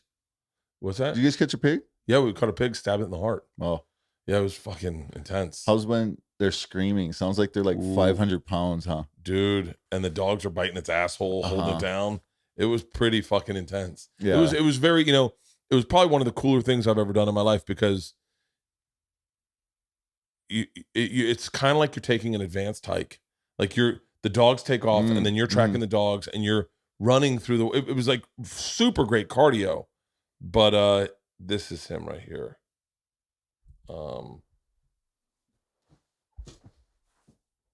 That's the guy. Oh wow. Yeah, Kippy. Yeah. Yeah, he is now the head of DLNR, Kippy's Classic. Yeah, he's great, man. So he goes so I also used to, growing up in Florida, you bow hunt, but just fuck around with compound bows. And so we were under a tarp. We were up at Steve Case's house. We were up at a tarp. Under a tarp, it was raining, and they had a compound bow. I forget what test it was, but they were like, and I said, oh, I'm a pretty good shot. And he was like, oh, I believe that. And I said, yeah, give me the bow. We're not maybe 40 yards away. And I go, I guarantee you I can hit the target. And I pull back and I fucking ping a bullseye. And they're like, shut the fuck up. And then my director of photography is like, oh, I could do that. And he couldn't even pull it back. Yeah. But it's like, it's one of those things, those muscle memory things. We have bows around here. My daughters, we fuck around with bow and arrows. I shoot the recurve. Yeah? Mm-hmm. And that was my, so I've hunted with dogs, friends' dogs. I don't have them, but picked up the recurve. I just don't like the compound like that. Just scared the shit out of me, you know? Yeah. The recurve I jived with, but I ended up shooting a handful of pigs. Where I lived on Oahu, my backyard was just like a fucking nice zone, you know, and the pigs would come down. But some of the stories of like, back to what you're saying about, you know, just hunting by yourself with it's fucking gnarly. Yeah. You know, I think it's super necessary, you know, as far as like, I don't know, same thing with like tuna fishing. You ever catch a yellowfin? I don't think so. Fuck, when you catch those things, and especially if you're catching them by yourself, it's just like, I don't want to say riding a bull because I've never rode a bull, but it's so fucking manly that, you know, you feel like you got a feather in your cap, or it's like getting a tattoo. It just, you know, you feel complete. Yeah. You know. Yeah, I was a bullfighter for a day, meaning like a rodeo clown. I did that. I got mauled by a bull. I've done nailed. Yeah. I broke my ribs, broke for my TV. foot. Yeah, for TV. I rode a horse at full speed. For TV. Yeah, for TV, and You're a fucking jackass. I did everything. And this was for the Travel Channel? No. Travel Channel, yeah. What was this show? Trip Flip. I take people on adventures of a lifetime. And it did well? No, it did horrible, but we did really well with advertisers, because it was a beautiful show. Mm-hmm. I mean, we got great. Obviously we hooked up with Kipi at in Hawaii, so we got great access to great places. I mean, they took us on a legit pig hunt, took us up, wrapped it in banana leaves and cooked it for us in the emu. And we did. It was fucking amazing. It was a great experience. It was a really great experience. And so those translated to advertisers. Advertisers paid through the roof for the show. But we did everything. We ran buffalo on horseback through Houston, or through Texas. That was intense. Like, rode a fucking buffalo. Like a herd of buffalo, and you're on horseback. Oh. And you're. I thought you were on the buffalo. No. That would be fucking. And we would just herd them in to corral them in. Wow. But you'd get one loose, and you'd have to go ride up to it, and it's a fucking buffalo. Yeah. And it was. They look up at you like mad. Oh, they'd stop you, and then you had to be able to control your horse, and so you had to be able to spin your horse. You had to move your horse sideways. You learned all this in a day? I learned. I was talking with someone yesterday about it. I would have these what were called peak life experiences throughout the day. So I swam with great white sharks in South Africa, jumped off a stadium in South Africa, rappelled off Table Mountain in South Africa, all in one day. And so it kind of fucked me up a little bit. Jaded the fuck out of you, huh? Yeah. We went out to, do you know, what's the surf spot up in Santa Monica? Mavericks? No, it's Santa Monica. It's not Santa Monica. It's Santa Cruz. No, Santa Cruz. It's the. We surfed with this kid. I've known who he is forever. I'm forgetting his name. He's like a local surfer there. He's got a nickname, not the Beaver, not the fucking. That's the land of nicknames. And so we surfed with them up there, and it was like, and that was where they were like, locals were fucking like who the fuck are you? See? Get the fuck out of here! Yeah. And then he would stand up. He's like, they're with me. Uh-huh. And they're like, okay, my bad. Uh-huh. God, what was his fucking name? Oh, he was the guy. He was the guy at Steamer Lane. No, Steamer Lane. Yeah, Steamer Lane. Type in Trip Flip Steamer Lane, and it'll. I want to not. Yeah, you got to know the name. You can't be like. I can't. I feel bad. He was so nice. Him and his chick were really nice. Flea? No. What was his nickname? Should I guess again? Barney? Flea? No. Oh, by the way, I could just go to the. Go, Carlson. Do you see Trip Flip? Trip Flip. So what do you suggest as far as getting started with the podcast? So It's very simple. And I think the more simple you make it, the more fun you have with it. Mm-hmm. Go to the top one, the trip flip jumping fins. Yeah, that's it. We jumped out of trees. Did you watch Dune? I didn't. Have you seen it? No. So Halston, you scroll through that and it'll tell you view the gallery, and it'll show you other pictures. Keep going. Keep going. Keep going. That's there. Keep going. Oh fuck! It didn't show him. God, Well, you really you lost weight, huh? I was skinnier there, yeah. So the way to make a podcast fun is to make it. So, but that's the goal. Then make it fun. It's the only reason you'll do it. Like I've been looking forward to talking to you. So this isn't work for me, and now I get paid for it. But this isn't work for me because I've been. It's fun for me to go into your Instagram or to go into social media or to watch the videos or and you put out pretty great content. So like the video you have of you canoeing with surfboards out to a break, I go, I want that in life. Like I want that experience. That seems so primal, so simple, so fucking, so high end. So that sucks for me too, right? Because that's the reality is I am selling a lifestyle. You're a lifestyle brand. Hardcore, you're a lifestyle brand. So it's kind of like, it's like this saying, not the saying, but growing up, like people are like, oh, you get paid, you're a professional surfer, like it's fucking easy, you know? Yeah. So, I mean, I guess that pertains to everything, but surfing just seems so glamorous, right? Everybody thinks it's just like easy as fuck when it's just like, it's not that easy, Yeah, no, it's not. But what you sell, and I think your authenticity is what sells it, is but that's kind of gnarly being like a sale, you know what I mean? I try to keep it real, but it's like, fuck, I have to monetize this shit. But right? that's what the thing you said, and I remember this from Titus, is at the end of the day, when we were good and we were about to go do our thing, he like pulled me aside and he said, I appreciate you talking to me. Thank you. I really want to show you these boards. I think you're gonna like them. And he goes, and they're really cool. And they were paddle boards that had lights underneath, so you could see all the fish would come to you. It was really neat. What's really impressive is he was stand-up paddleboarding on like a fucking 5'10" fucking paddle surfboard. Bar And I of was soap. like, and I was like, and then he tried to get me to do it, and I couldn't do it I couldn't do it for the life of me. It's not that easy. Yeah. And so but there is the authenticity that you guys that grew up there have about Hawaii and your representation of how you see it is this. There's no difference from me. Like I'm taking my family to Italy and when my daughter graduates high school, and it's the same as when you go to an Italian restaurant and the chef comes out and says hi, and you go, I feel like I'm a part of it now. And when I watched that one video of you in the canoe, I thought, this is real. This is authentic. This is the $1 million experience that a family like mine would pay for to go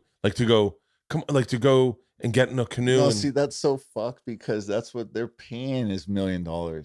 Yeah. To own the Airbnb, and so that's my point. Yeah. That's what I'm trying to say is I am part of the problem.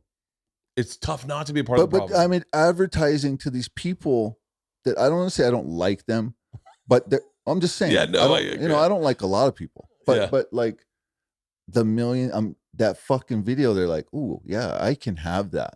So it's like, that's what I'm trying to say. Deep down, it hurts me knowing that it's like me selling crack rocks. The fucking person consuming the crack dies.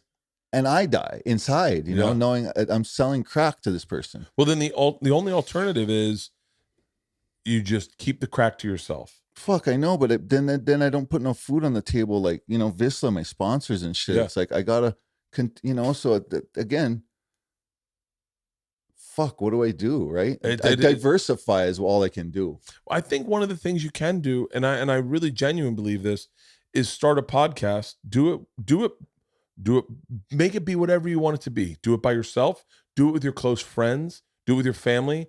Do it on a time. The greatest podcasts I ever had were back in the day. Back in the day when I did a one-on-one podcast like this back in the day, they never went well because I didn't really, a lot of the people I didn't care about talking to. Mm-hmm. And so I'd just be like, So why were you doing it? Just to go through the motions? I just didn't know. I knew Joe was doing one-on-one people, Mm-hmm. and I knew that's what I should do. I knew that it was a lot easier to book, but I didn't know how to do it. Mm-hmm. And so it took me, 50 episodes, maybe even 100 episodes the give and take, to learn that I had to be interested in the person. And because if I'm interested in the person, it's so much of a better interview. Mm-hmm. And B, I had to do a little bit of research.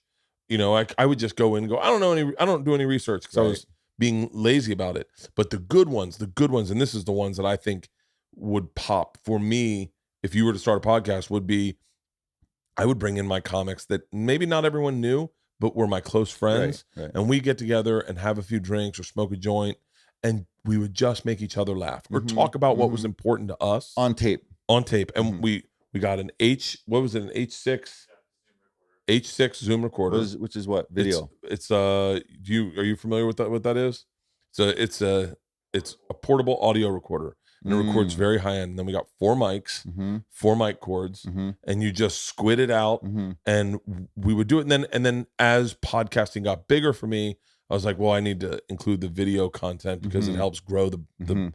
More depth, way more depth. It does, but it's so simple. My buddy Tim Dillon does a podcast by himself with one camera, and his assistant kind of helps and Google stuff for him. My buddy Tom Segura, his podcast is way higher end. He's building a multi-million-dollar studio in Austin. You look at Joe's place. Joe was doing it at his house. Then he moved to the back room at the Ice House. Then he was like, fuck this, I'm gonna get a compound. And he built a full compound for himself. To support his vision, no? Because for him, he was like, I want to go to the office. I want to work out. I want to steam. I want a sauna. I want to do a deprivation tank. I want to do my podcast. I want to at work. That, like, for Joe, it was like, this is where my mind, body, and soul gets right. And so when we started building this house, I went, I want my own podcast studio. I want it set up so I can very easily turn it on. Nothing moves. I want extra chairs. So I want more people. I want my gym in there. I want a sauna. I want because Joe motivation. You're motivational. Like, I got up this morning and I was your videos. If you go to your videos, the place it'll take you is motivational stuff. So I'm watching some of your videos, and then all of a sudden your videos run out or whatever, and it goes to motivational stuff, and it's just like, and all of a sudden I'm laying in bed. It's like 8 a.m, and I'm like, what the fuck am I doing? I was like, I know, because in my head I was like, sleep. You got a busy day. Get a little extra sleep. And then I was like, fuck that. And I have a big thing about wasting time. Because I'm like, you only got a finite amount of time here. You do not piss and moan about it. Fucking charge it. And so I got up, jumped in the polar plunge, got on the treadmill.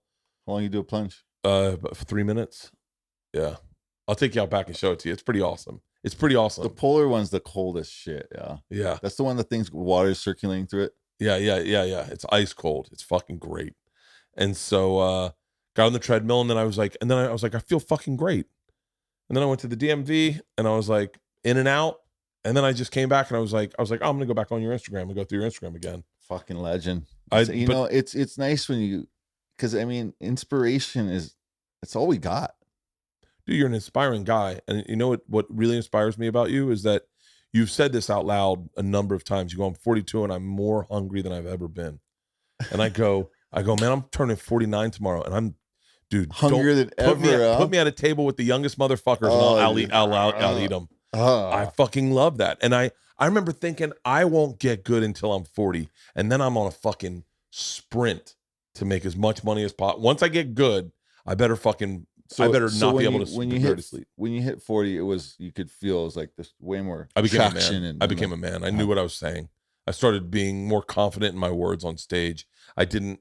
I wasn't afraid of what. It's funny. I went and did my college, Florida State, recently last weekend, and it was that's the one you're holding up the spear, yeah. And I had a hint of my old young voice in my head, this hint, and I said, I wonder what material I should do. Right? I haven't thought that in forever. But I was like, these are all fucking college kids. Are they going to get what I'm talking about? And then I was like, oh, bitch, I do one thing, and that's it. They know what they showed up for. And I fucking murdered. I had a great set, and I got on stage and I never once decided to do anything younger. I didn't shift anything I did. I just did what I did. And it felt so authentic. And I went, and I had to grow up to get there. Because had I been 35 and gone back to Florida State, I would have been like a bunch of drug stories, bunch of booze stories, some sex stories, blowjob, dick joke. Instead, I'm up there, I'm telling a story about us having to put our dog to sleep. And I, start crying on stage and everyone's with me and we pull out of it. And I have a great joke to close it. I'm like, this is what I fucking do. I'm telling you, man, I love that. I love that I saw you say that. I'm 42 and I'm hungrier than I've ever been. And I went, oh yeah, it's great to be hungry and know what you do. Yeah. As opposed to when you're young, you're a little lost. You're a little confused. I always say that vocal cords shouldn't develop until you're 30 anyway. You can say little things like, can I take your order? And then they give out. Oh man. God. Yeah. I just digesting what you're saying is it's amazing. Yeah. I think you should start a podcast. I really think you should. I mean, listen, you are a part. I mean, I say this as a hardcore outsider. You're a part of a group from a state that or a location. I won't say state. It feels weird calling Hawaii a state. Smart motherfucker. But from a place that has very authentic roots.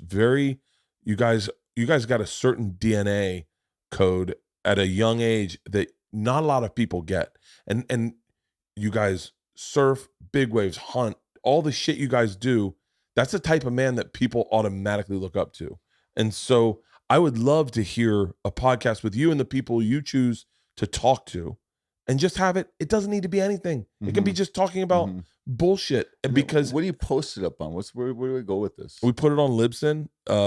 We still post ours on Libsyn. We post it on Libsyn. And then it's a platform. It's a platform that goes out. It's very simple to do. I did it myself. Easier than a YouTube. Then you start a YouTube page. You could very easily get a GoPro. I think you're sponsored by GoPro. GoPro could very easily hook you up and just get a GoPro or a couple GoPros, and you can just hit it. It'll roll on the whole thing for you. And you just need really one wide shot of 4 people talking is all you need. It's all I did for the longest time. And do it outdoor. That's the beauty of a podcast is it doesn't have to be one thing. It can be in your backyard. It could be at your shop. But you want that audio good. Yeah. Audio is important. That's why the mics, the H4, H6 is what is receiver thingy. That's the little thing that you plug everything into. You don't need what we have. Like we're a little more high end because we're in a studio and I've been doing it for so long and I have ad sponsored dollars that I'm responsible for. So I want to present a product that, but and I'm telling you right, immediately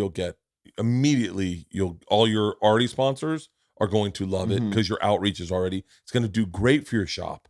It's going to do great for your shop. Were you in the same position? You just said your first 50 felt just fucking weird. I said, and I've said this to a lot of people, my first one felt awesome. But my buddy slipped my dad marijuana and you did your dad. And we interviewed your dad. And we interviewed my dad and my buddy and my other buddy. And then my 2 buddies were podcast gold. Still are podcast gold. You can look this one up still? It's the first one, yeah. It's Joey Diaz, my dad, and Tom Segura. Joey Diaz. Yeah. You know who Joey Diaz is? Yeah. Fucking mad flavor. He's the best. So that's your friend, obviously. Yeah, I've known him forever. Yeah. And so he still works. Well, yeah. He's just in Sopranos movie. No, but stand up. Yeah. I don't know if he's out on the road right now. Is the Comedy Store open?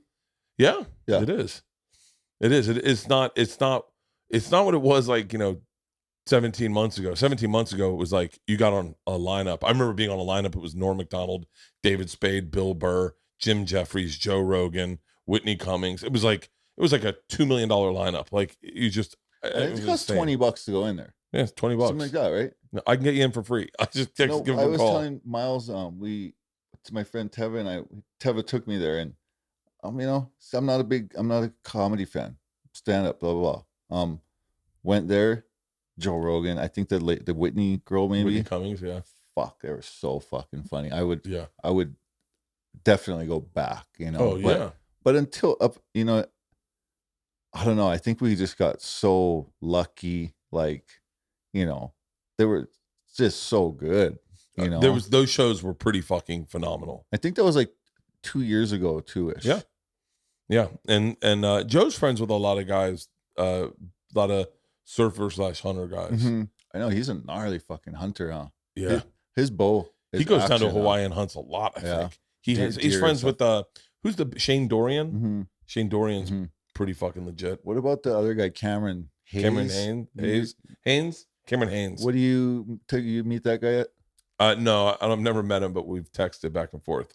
Those guys are just inspirational motherfuckers. Gnarly, huh? Dude, him, David Goggins.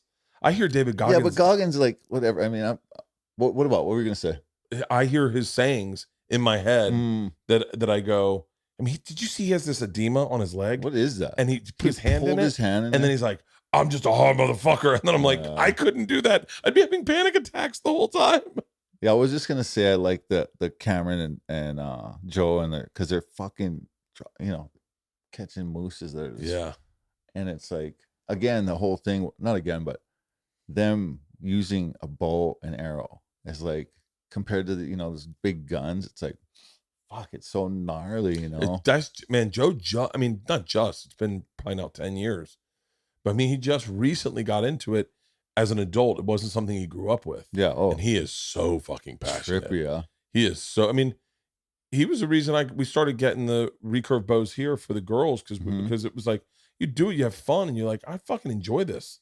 It's fun to sit in your backyard. I got my daughter in the recurve. It's fucking her, you know what I mean? Just watching, you're like, oh, my kid's gonna be good. Yeah. You know?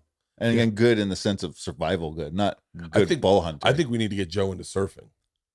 I think Joe would love. Was he not? Does he? We were going to do a surfing competition one year. So we used to do Sober October every year, where we didn't drink or do drugs for the month of October, and then we do something physical. And To cap it off. Yeah, like that was throughout the month. We'd be like, who could burn the most calories this month? Who could keep their heart rate highest for the longest this month, throughout the whole month? I mean, it was like really gnarly competitions. And then one year we're like, let's find out who can be the best surfer in 1 month. And what happened? He never showed up? No, we just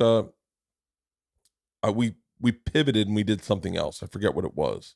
But we were all obsessed with Kelly Slater's surf camp. You know, we went down to this beach this morning, and I was just, I mean, I like to talk to people. You know, always interested in whatever. But this girl comes out of her car.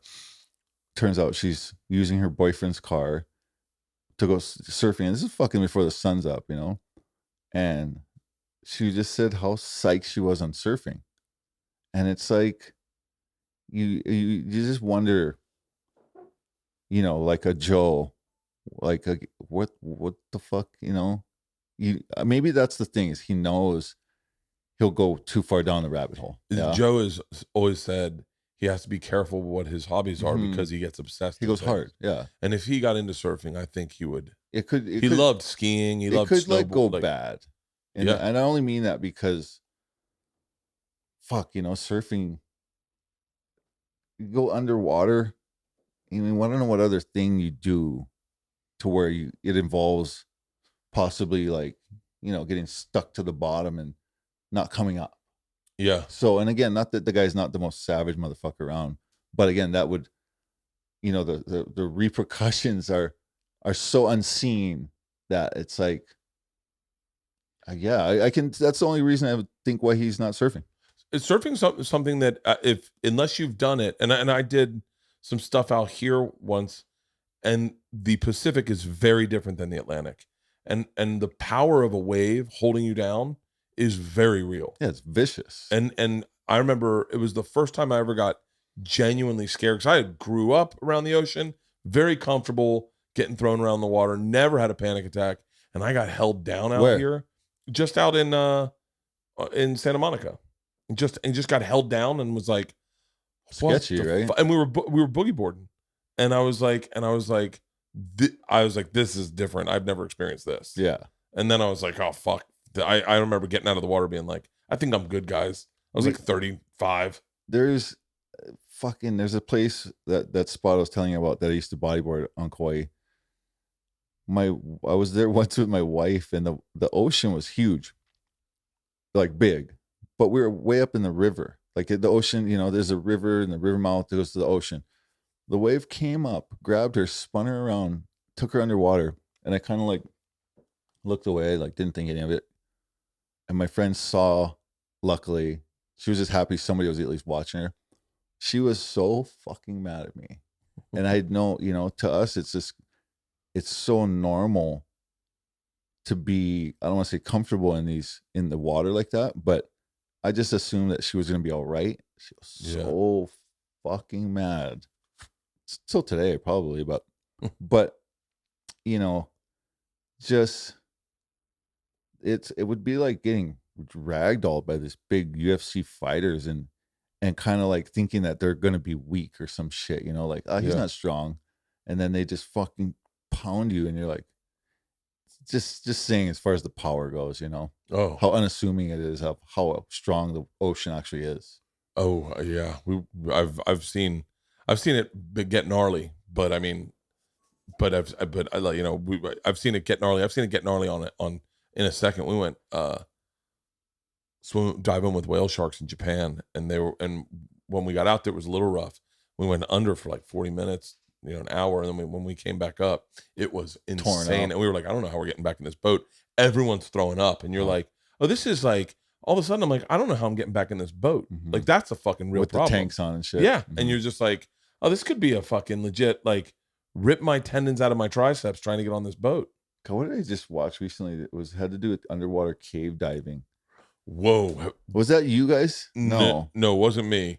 Although I just was recently. And they kick a bunch of mud up in the thing. And you can't see anything. Who the fuck? Oh, it was somebody. Oh my God. Oh, it was Donald Stroney. Did you watch that? Cowboy.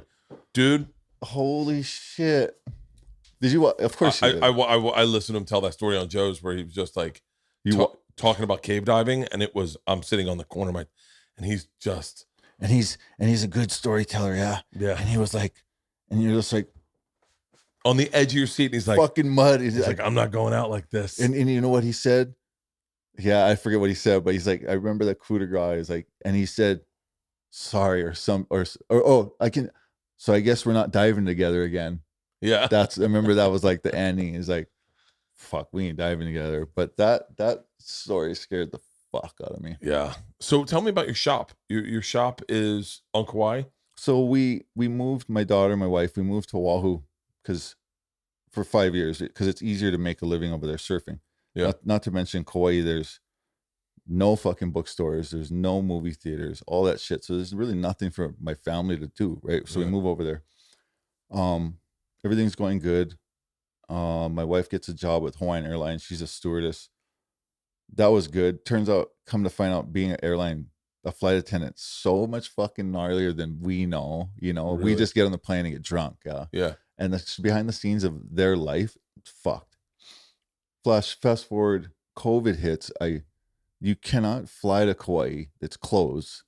My brother has a boat, and his son broke up with his girlfriend. So Kala wants to bring his son to Kauai to cruise. I decide I'm going to get on the boat with my daughter to go see my dad, just in case. You never know. Yeah. See dad for the last time. When I go home, I go to all the rivers I grew up swimming in, and that was it. I was like, we went back to Oahu and told my wife, we're out of here. We're going fucking back. Yeah. So we moved back, but when we were looking at places, there was a spot, and it was a commercial residential. I've heard of commercial residentials and blah, blah, blah. But so we've had the idea. We've had the brand since 2016. And I've always had the idea loosely of, brick and mortar store. So we found a place and basically put up a wall in the middle, and it was like only 400 square feet or something, pretty fucking small. And we lived on the one side and had the store on the other side. And, it's kind of weird because we had fell in the thing where, buy local. So luckily we had decent products visually, they look good and they're buyable. But it was weird to be taking advantage of the buy local thing. So, need I say, we did good. We made it October 10th. was our 1 year. So we made a year. Right now we're flip-flopping. We're going to make the store on one side, live on the other side. But it's, I think we can kind of relate, or not relate, but pertain this to a lot of shit in 2021. It's like, you really got to shed all the unnecessary shit, right? And if possible, create a business, whatever the fuck it is, right? For whatever reasons, for me, it's amazing because my daughter is a pretty fucking gnarly businessman already because of the environment, right? She literally lives in the store she works in. It's like this trippy thing, but again, what I'm trying to say more so is that in a perfect world, landlords or whoever you want to say would create that possibility, right? Is to where you should be able to live where you work. Yeah. For not only for your sake, but for the landlord's sake. Because if you're only paying one rent, your rent's going to show up on time most times, right? Yeah, that's interesting. You know what I'm saying? So I think if it would be, that's basically in my head is the 2021 business model is you crunch it back and try and save all the while expanding, That's how that's my business model. 100%. Tell me. Yeah, I do my business out of here. Yeah. And if I had to pay for another place, Mm-hmm. I think you start cutting into the nut. You start making questions going, well, how much is this business earning? Mm-hmm. But if you can kill two birds with one stone like that, fuck yeah. So the business, we had a bunch of other people, friends, products in there, and as of late we picked up bike rentals, which has been amazing because we have a good there's a cool bike path right next to where we live. So yeah. But also all the while it's kind of crazy, like I had a pair of shades, but fuck, got a bunch of friends and family that are, in bad places. Mm-hmm. And that's another thing I know I can help with. I've done it before. In fact, rewind a little bit. So when I came to Kauai, when I went during that COVID thing with my daughter and went back home to Oahu, my other friend, who I won't name, went to Oahu to get off drugs. And he came and stayed. He went 2 nights at this one place and then called me up, asked me if he could come to my house, and he did. And basically every day we would go to the beach. You know how they run rocks underwater? You ever seen that? Yeah. We would do that, swim, eat healthy, obviously. Because he, trying to fucking bring these guys' bodies back, their minds back to life, right? But then I had a sauna that I built. I just bought the heater, went to Home Depot, bought the cedar, made a sauna, and I had a baby ice chest. Yeah. So we would on sauna ice. And we did, I don't know how long, like 10, 12 days or some shit, but I'm pretty sure the guy's still off of meth. He might have picked up some beer here and there. Yeah. But kind of broke him and trust me, when my daughter came up with the nickname Sleeper Creeper, because the fucking guy was in his sleep. In his sleep, you're like, rah, you just see these fucking demons, and you're like, fuck yeah. But so where we live on the bike path, it's like, fuck, I honestly try my best to help these people, aka my friends, family, people I don't know, but it's so easy to help, right? Whether it's like food, obviously, saying hi, and then, need we say argue and let them know that they're fucking up. But it's like, so there is no fucking help over there right now, and it's like, you just like, you just, I could help these motherfuckers, but I need help. Yeah. You know what I mean? So it's like, it's like the weirdest thing, right? To where it's like, I'm a pair of scissors and you got to go cut the fucking paper, but you got to come pick me up. Yeah. And you're strong. I'm sharp. He needs the fucking tape cut. but I can't do it with only my fucking, you know what I mean? I need somebody to pick up me and utilize me to help the fucking everything, you know? I think that's what I think. Maybe this will make its way to Mark Zuckerberg. I mean, that's the That's the goal. Either way, so if the ripple fucks, something happens, right? Something happens. Well, I can tell you, Nathan Florence will definitely hear this, and then he's gonna hit me up and go, "Hey, man." I mean, what do we? John's not a bad guy. No, and then I know that. I know that first and foremost. I've been on trips with them around the world. Nathan had nothing but great stuff to say about John they're all great. Every Yeah. single one of them. They're all fucking amazing humans. John is one of the most cool, humble motherfuckers ever. Yeah. For being the top of the pyramid. He is legit. I've never met him. I know Nathan though. Again, does he need to fucking post a video of himself foiling Nepali? And am I going a little out of context? I don't think so. Did he do it? Did his managers do it? I don't fucking know. Was it necessary? I don't fucking think so. Yeah. Did it help Kauai? I don't think so. Yeah. Not only it's one of the most sacred places on the island, let alone the planet, that coastline. Yeah. You know what I mean? So I know local families that don't fucking go down there. Like you were saying about not purchasing, they don't go down on the Nepali coast. Yeah. Out of respect. It's not fucking their trip, you know? So as far as John goes, I think this is where we get something, the conversation started is, again, when he talks, guys fucking listen. Two people definitely listen. I think I've seen very little footage of him ever, which it says a lot considering how much I've seen of other people, Mhm. because he is kind of a very quiet guy. Right. It seems like, and Very quiet. and in Humble. love with humble and in love with the ocean. I'd say the same thing about Kai Lenny, and I don't know Kai Lenny either. Just from watching the video, it seems like he's in love with the ocean, loves what he does. And I think you're right. I think the conversation maybe starts there. Maybe one day you're at your shop and Mark Zuckerberg walks in and he's like, let's have a cup of coffee and talk. That would be fucking great. I'm definitely going through it in my head. Just, I don't like being caught off guard, you know? Yeah. So yeah. So Mark Zuckerberg, text first, let him know you're Fuck, no. Fuck you. I'm just saying, like, why not go through that situation?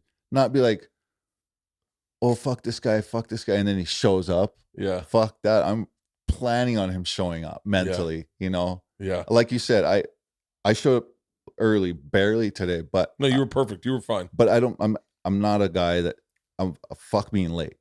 So yeah. so as far as that and Mark, it's like, you know, I've asked myself these questions, and the one of the funnier parts about him and that is that I got a fucking price, and this is the funny, like, this is the drink the beer and have fun with it. Like, you don't think if he gave me X amount of money, I'm gonna shut the fuck up? Yeah, that is a very fucking noble and honest thing to say. Yeah. Done. Well, I hope he doesn't do that before you start your podcast. But my point is, I'm not saying, and to add to that, I'm not saying. But again, here's the funny part: how much is it? 100,000? Fuck no. No. $1 million? Fuck. Yeah, $1 million? My daughter gets a house. No, You know, and I'm just saying, like, fuck. How dumb are you? Are you gonna turn down $2 million and your fucking family's like pretty set, or do you fucking don't know when to hold them and, you know, roll the whole fucking thing? Because or do you start a podcast and you're making $2 million a year on your podcast using your voice? That's where when you say to me, like, how much, I remember very early on in my career, I said, wonder if I could just sell myself. so to this Shark thoughts Tank. going through. That was a long yeah. time ago. Going through. I remember saying, I want to. What's my price? What's my price? I said my price was $10 million. I said I'll sell 20 myself. years ago. This was not. It probably wasn't even 20 years ago. It was. It's probably 10 years ago, maybe 9 years ago. What's my price in my head? What's my price? And I was like, here's the deal. You get a portion of. You're just buying the business. I get the $10 million. I'll do all the work I do, yeah. and then you get whatchamacallit. I'll get a portion, but we'll make sure we pay your money back. and I found out that it was. That's how far you went to the rabbit hole. Yeah. You get your portion, like You get. I'm going to pay you of this your blind investment, 10 million. investment, and then we'll split it half and half. And then I found out that having my voice was more important to me. Freedom of voice is so priceless. important to me. I can't. As far as being paid to shut up, yeah. Being paid to watch what you say fucked me up. Fucks me up really bad because that's when I start acting out. Right. And like when I was on Travel Channel, and I took a picture with I don't know where the picture is now, but it was a picture of me with the pig that we killed, haunches tied in like a backpack over my back, which is what they do. Yeah, it's how you carry a pig out. And they were like, we can't post that picture anywhere. And I was like, why? And they're like, because you'll get in trouble. And I was like, from who? And they're like, what? It's really aggressive. I said, but that's how it's done. And they're like, and that little hiccup of freedom of speech for me was just bothersome because I thought, first of all, it's a badass picture. Second of all, it's what I did. I earned carrying that. They paid you to do that. Yeah, and you paid me to do that. And I carried the pig out of a fucking jungle. Like I carried it up a fucking mountain. Honorable to take a picture. Yeah. And post it. Yeah. And stuff like that, or saying anything where you just make a joke and then you have someone to say, for me, it's making a joke and then someone to say, hey man, you got to take that down. You don't say that. That's when I realized that there isn't for me, there wasn't a price. Right. And that's where I say to you, right. the valuable thing you have is you have a built-in group of, let's call it organic celebrities, meaning people that you've grown up, people that you know, people you have access to, friends that you could have on your podcast that would be interesting conversations, and you could share all of their voices like Joe did with us. Joe found all of us and was like, hey man, you are an interesting guy. I'm gonna tell you a very short story that defines Joe Rogan for me. I was in Vietnam. We had spent the night in the world's biggest cave, and then we hiked 6 hours out of the jungle, and we were at a farm stay. I got high, and I got drunk, and I saw a motorcycle. One thing I know about motorcycles is you're not supposed to drive them high and drunk, but I figured I'm in the middle of rice paddies. What's the harm? And it's fucking sun setting. It's got to be beautiful. So I say to the guy, hey man, can I ride your motorcycle? It's an old Russian Ural. And he goes, Vietnam. Yeah, in Vietnam. He's like, you drunk? And I was like, yeah. And he goes, you'll fucking love it. And so he's like, take it down between these two rice paddies and you can really open it up. And I was like, you got a helmet? And he's like, you don't want one. And so I get my headsets on, right? I got my great. Now you can't hear shit. Now I'm blaring fucking the doors. I open this motorcycle up. I am fucking flying. And in the middle of this ride, my phone rings and it's fucking Joe. Whoa. And I pull over, I look, I see it's Joe. I said, what's up? He goes, what are you doing? And I said, I'm drunk, I'm high, and I'm racing motorcycles through rice paddies in Vietnam. And he's quiet for a second. And he's like, oh, you are the fucking machine. He was like, this is what I love about you. This is who you are. He was like, fuck Travel Channel. Fuck that show. Whoa. He's like, this is who you are. He's like, they're not filming right now. I was like, no. And he's like, dude, you need to take these moments in your life, bring them back and tell them on stage unfiltered that you're doing drugs, you're on a motorcycle in rice paddies. And I was like, and it was a pivotal conversation in my life that both Joe and I vividly remember. And I was like, yeah, fuck this. Like I just did a whole episode that Vietnam was on Travel Channel. Yeah. That's completely unmemorable. But what's memorable to me is this one moment on a fucking Russian motorcycle racing through rice paddies, oxen sitting in the rice paddies staring at me like, I get off the phone, they're like, you could just, and I'm high, but the ox are like, was that Rogan? And I'm like, yeah. And they're like, he said, I'm a bad motherfucker. And they're like, you are a bad motherfucker, Bert. And I just take the motorcycle, open it up, and I go to look and to say, that is my authentic voice. And Joe's the guy that was very inspirational in me finding that authentic voice and representing it. He really likes you, huh? I mean, you know, calling guys up when they're, you know. Yeah, we're close. We've been close for a while now. He's the best, man. He texted me last night and told me not to die. Why? Because I'm fucking going pretty hard on this tour. Trust me. Like, he texted me last night. He's like, please don't die. And I was like, I won't. You know, I will say it. When you fucking nail those things, that thing, like whatever guitar thing you hit, yeah, man, that's fucking like, I was like, whoa, that's gnarly when you see a guy just talk. And I'm not saying you just talk, but when you just put the fucking mic down and just went, that was real. Yeah. That was gnarly. I was fucking impressed. Oh, thank you. Where's that from? I have no fucking idea. I mean, a kid? You're playing from a kid? Yeah. So you're a full guitar player. Yeah. Drinking. You're like a country singer. I'm like an old outlaw.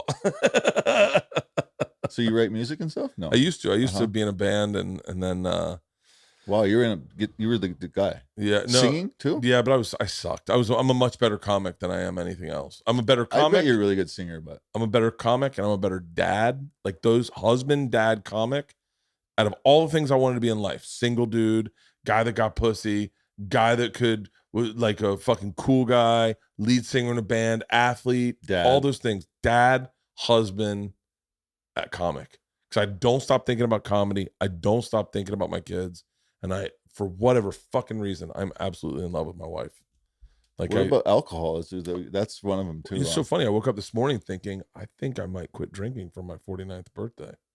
I was like, I don't know. Like last night, had friends over and I was having wine, and I just was like, I'm done. Well, I mean, you fucking been drinking enough. Yeah, that'll do it. Yeah, and so part of me was like, I gotta find a middle ground with drinking, because there's. My cardiologist one time told me, he's like, you know how this ends, right? And I was like, no, and he was like, not good. He was like, you gotta get healthy, man. Mm-hmm. As we say that, I think my personal trainer just walked in the fucking. I mean, as you get the sauna, yeah, you do a couple fucking things at least. You walk a lot. Well, for me, I've been so busy. I just got out of surgery, so I had my arm. Elbow. Yeah. What happened? I was doing stunts in my movie. I blew out the tendons. What'd you do? A movie? Oh, I was doing my own acting in the movie. I was doing my own acting in my movie. You coming up in a film? Yeah, I have a film about when I got involved with the Russian mafia. And it's truth. Yeah, the movie's not. The movie's me and my dad get kidnapped by the Russian mafia, but the story's true. I got involved with the Russian mafia. And you act in the movie? I act in the movie. I do my own acting, my own sports acting. So what are you training now? What do you guys run you through? It's a girl. Her name's Lacey, and right now we're just trying to rebuild muscle in my arm. So bands up against the wall. Bands we're doing. Yesterday stuff. was the first time I did hammer skull crushers, but I did it with 5 pounds, and it's just like I can feel my arm tremble, like it's just weakness. Trippy. And so I do that today, and then I get a COVID booster, and then I do another podcast, and then have some drinks with my wife, maybe. What, wine? Yeah, this is Vino November for me, just wine. And then I fly to DC. I have press at 7 a.m. tomorrow, and then happy birthday, by the way, bud. Thank you. I appreciate it, man. Thank you. Thank you for taking the time. It's like, no, man, this has been a pleasure, and I got to be honest with you, I can't wait to come down to Hawaii and look you up, stop by your shop, say hello. You got, I don't need to tell you you're good. Yeah.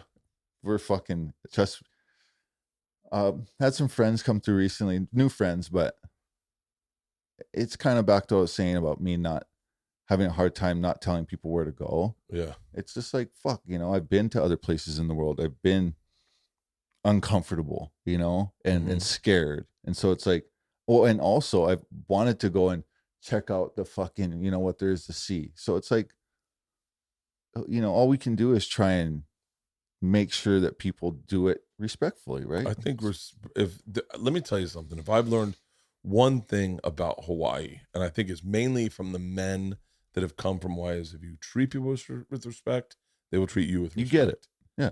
And there's a lot of places. New York City is a little bit like that, Mm-hmm. but there's a lot of places in the country that isn't like that, where you can go around and,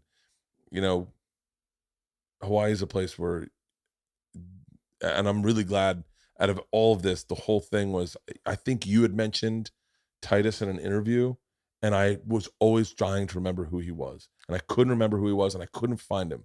The one story I knew that he shared, that he broke his leg in the Eddie tournament on Thanksgiving, I think. Yeah. And he shattered his leg. I remember him telling that story, and I remember going like, so I knew that's who that was. Mm-hmm. I just didn't know how to find him. And then I think you said his name in an interview, and I went, "That's his name. That's his fucking name." And I fucking Googled him, and then I was with my cousin, and I go, "Just I want you to see the guy that I thought was gonna kick my ass." And I showed him, and he was like, "Holy fuck!" No, he's fucking primal. Yeah, him, and then Uncle Buttons. Mm-hmm. I hung out with Uncle Buttons. Cool. Yeah, we went. He taught me how to paddleboard. Wow. I've had really great experiences in Hawaii. When are you coming over? I'm telling you, I'm working up until April, and then that June, July, August, September. Oh, April, you're going hard, huh? Yeah, I'm going all the way hard. So, but this has been a pleasure talking to you. Yeah, Thank you very much. Thank you. You come to Hawaii, you're straight. Surf, hunt. Let's do it. Go to the Poly. I love it. Mr. Bert. Thank you, brother. Thank you. Thank you. Appreciate it.